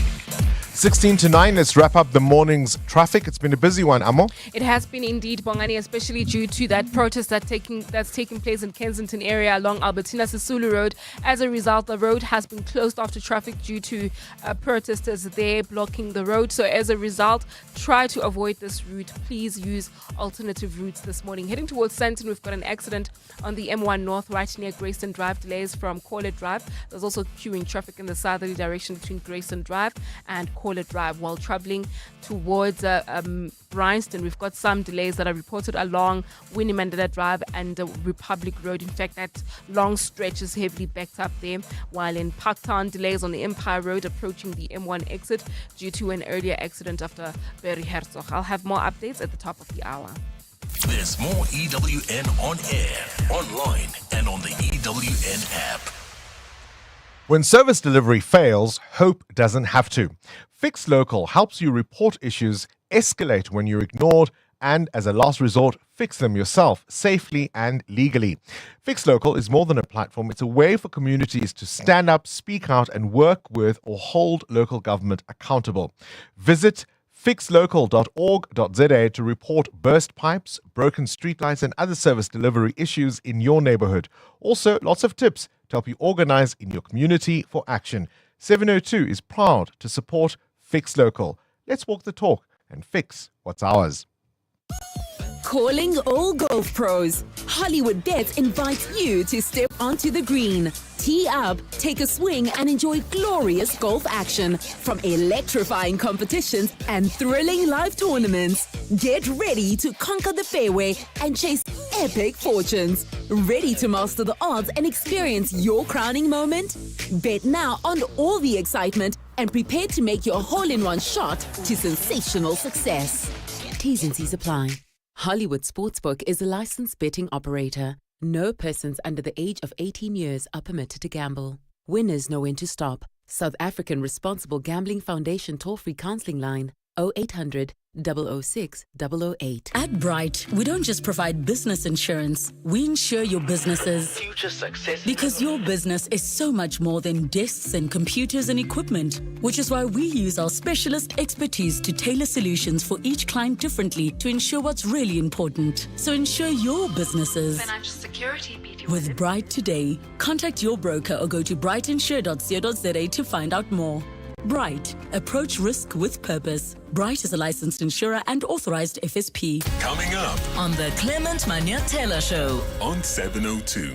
13 minutes before 9 o'clock, and of course, between 9 and 12 is the Clement Manyatela Show. The man of the hour is with us. You're wearing an interesting jersey. Mm-hmm. It's got interesting patterns. Are you going to describe that to the listeners? Radio. I almost thought it is was the like theater Japanese. of the mind. Wow, So I almost thought go ahead. it's like these mountains and these rivers Uh-huh. coming from these mountains and these icy glaciers. Mm-hmm. I'm a Why? river. You are a river. Remember Msebenzi's one? Remember in the 70s when it says, I'm a river, that poem. What's on the show today? I'm a river. Coming up on the show today, we're going to reflect on the devastating situation in Gaza. I heard what you were saying today about, if Donald Trump himself even can see what's going on. Really? So we'll chat on that. We'll chat about that. And then at 10 o'clock, we're going to have a conversation with the Johannesburg Mayor, Dada Morero. This is part of our check-in with the several mayors. We've had the mayor of Tshwane, of Ekurhuleni, and today we're bringing Dada Morero to come in studio for an hour and to engage you as the citizens of Johannesburg. So please get your questions ready for him between 10 and 11 o'clock. At 11 o'clock, we're going to do our World of Work feature. Today, we're doing a mid-year check-in. Are your career plans or professional goals still on track? So that's what we're checking with at 11. And then we wrap up the show at 11:30 on our health and wellness feature. And today we're discussing hepatitis. Clement Manyatela on your radio between 9 and 12. It's Winter Carnival at Food Lovers Market. Get 6 2-litre bottles of Pepsi Zero, Light or 7-Up sugar-free for $59.99. 2 2-litre bottles of Food Lovers canola oil for R110. 3 400-gram packs of assorted Food Lovers cheese for R150. And 2 packs of Food Lovers 2-ply toilet paper 18s for R200. Valid until 3 August. Only at Food Lovers Market. Winter Carnival now on. Dear Journal, day 4602 of trying to be an adult. My doctor asked me how my quality of rest is at the moment. I told him I have 2 problems. I struggle to sleep at night, but I also struggle to awake at day. Aggressively realizing your age? Get covered at pineapple.co.za. It's simple and like 19 Rand a day, so it's 100% the insurance for you. Underwritten by Old Mutual Alternative Risk Transfer Insurer Limited, a licensed non-life insurer and authorized FSP. Premiums are risk profile dependent. PG Glass Repair, PG Glass Replace. I'm Delane, PG Glass Technician. Got a chip? With our advanced tools and high-tech equipment, we can repair it. World-class repair technology, only at PG Glass. Visit pg.co.za. This is Breakfast with Bongani Bingwa on 702. Let's walk the talk. Get ready for an unforgettable celebration of women's power in music. Basadi Music Awards returns for its 4th year. And so they're going to have a 2-night extravaganza at the Joburg Theatre. It kicks off this Friday, the 1st of August, with the Vanguard Awards. This is to put a spotlight on those incredible women working behind the scenes in entertainment. And then the main event on Saturday, the 2nd, where the best female talent across various genres and categories will be nominated. You may remember we spoke to Rebecca Malupe, who is going to be receiving a Lifetime Achievement Award, but also, very proudly, our own Relebogile Mabocha has been nominated in 3 of these categories. So to explain it all, we're joined by Hloni Modise, who is the CEO of the Basadi in Music Awards. 4th year in a row. Congratulations, if nothing else, first of all.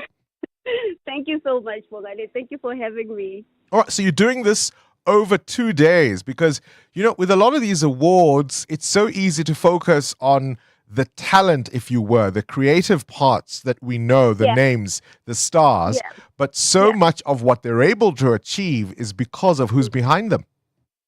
Absolutely, Bongani, and that's why we had to, dedicate an evening to celebrate these queens that are working behind the scenes and recognize the incredible work that they've been doing to build up these queens that we see today. All right, so for context, for anybody who doesn't know what Basadi in Music Awards is, take us back to the initial concept and how well it's done these last 4 years. So Basadi Music Awards is basically an award ceremony that celebrates women in the music industry. I'd like to call it the X factor is the fact that we don't just honor females who are just musicians, but we honor, women that are also behind the scenes. That's our X factor. So how it started really, I've been in the industry for more than 20 years and I've gotten to wear many different hats.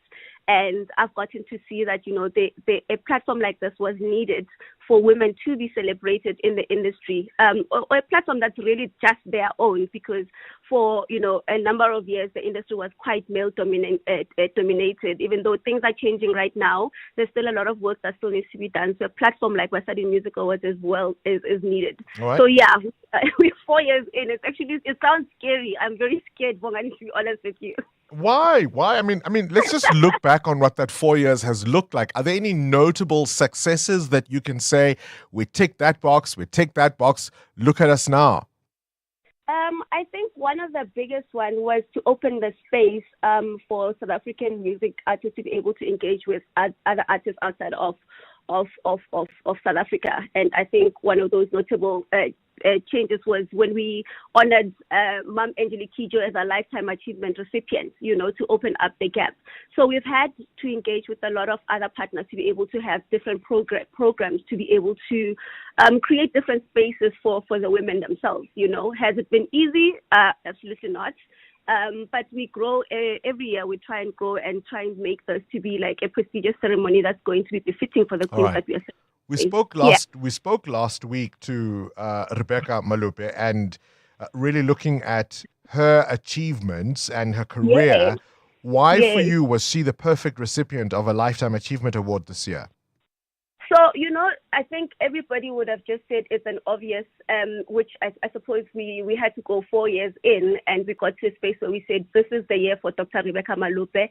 And in the previous years, we've honored about two people. I mean, we started with honoring Mam Abigail Kubega and Yvonne Chaka Chaka. Then we went to Mam Letambulu, PJ Powers, Mam Lina Ngobo, Mam Messi Pakela, and then we just felt like this is the year for Dr. Rebecca Malupe. She deserves it, and we're so excited for us to be honoring her. Yeah. It's really nice for us to be able to do that for her. Now, you guys have a theme this year, Symphony of Harmony. Yeah. I mean, we sat around the table and we're thinking, what would be the perfect theme? So we always go all out for our themes. I think that is my way of paying revenge to the industry, because this is such a stressful project. So I need to stress them out as well when it comes to outfits, right? So every year there has to be a different theme. So this year we went with Symphony of Harmonies because we're saying we're turning 4, and how perfect would it be to incorporate the 4 elements of nature? So that's how the theme came about. I know it's going to be broadcast on SABC2. Will that be for both days? Yes, and I think that's a big win for us to have that award for its first time, and for SABC2 to be able to say to give us a nod to be able to say yes, let's do it. Let's broadcast for the 2 shows. It's really, really a game changer for us. So it will be broadcast on the 9th and the 10th of August. All right, but for the actual event on the 1st and 2nd, if people want to come along, they can't wait for the TV broadcast. They want to be there themselves. How do they get tickets? Are they still available? So the tickets are still available, and I'm going to plead with your listeners, Bongani, that, can we all come and support the queens in the industry? Tickets are available on web tickets, and the event is happening at Joburg Theatre. So please, people come in numbers, especially executives that have female staff members. Buy tickets, come, let's support these queens within the industry. Tickets for night 1, which is the Vanguard Awards, are 500 at web tickets, and the other awards, the main awards, are 850 at web tickets as well. And of course, dress to the nines according to the theme. We'll certainly be looking out for all those winners. Hloni Mudisa, congratulations on this really winning concept. The Basadi Music Awards, their 4th year now, and it's happening this weekend at the Joburg Theatre. Get your tickets at Web Tickets. And of course, you can catch the special broadcast on SABC2 the weekend after. 702 podcasts are on 702.co.za. Bongani, this is the situation right now. I'm walking on the street. I just went to buy bread at a shop. Now, I'm listening on my headset on the phone.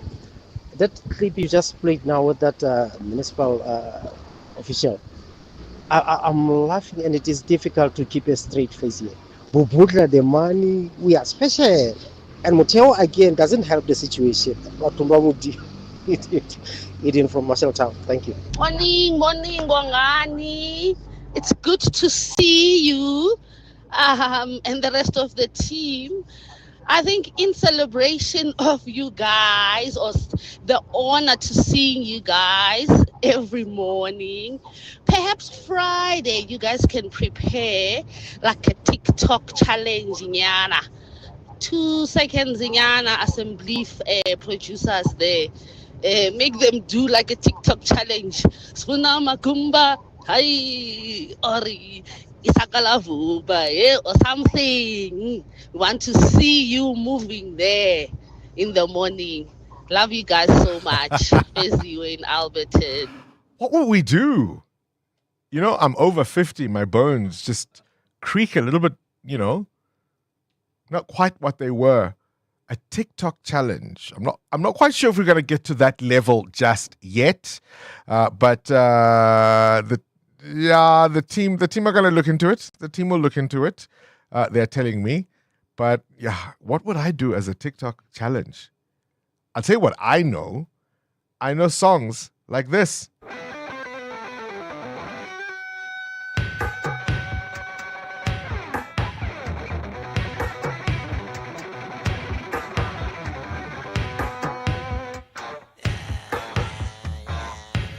Breakfast with Bongani Bingwa.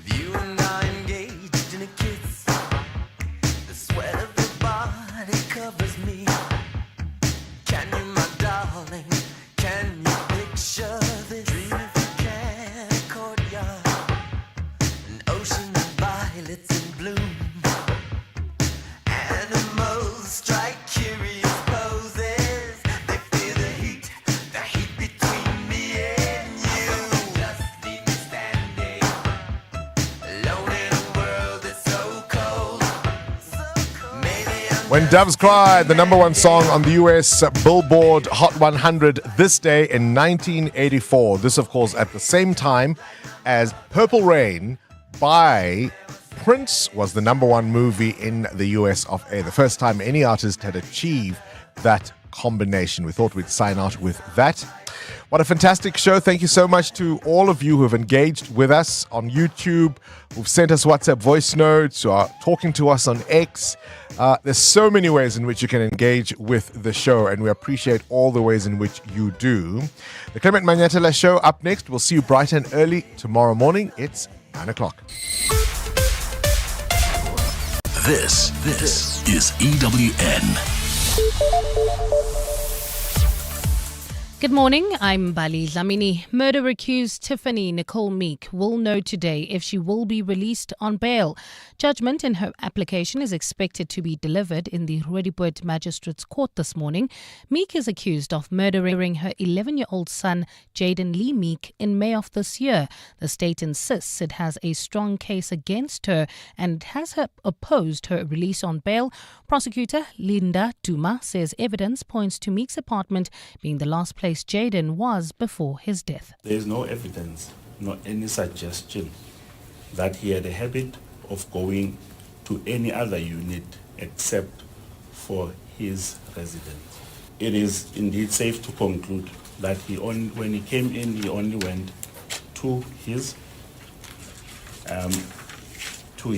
unit. But Meek's lawyer, Novel Naidu, has criticized the state's evidence, describing it as flawed and inconsistent. There is no evidence before this court that there is an eyewitness that can confirm that Jaden was in the company of the applicant after he had been dropped off on the afternoon of the 13th of May 2025, and that she was the last person who was seen with him.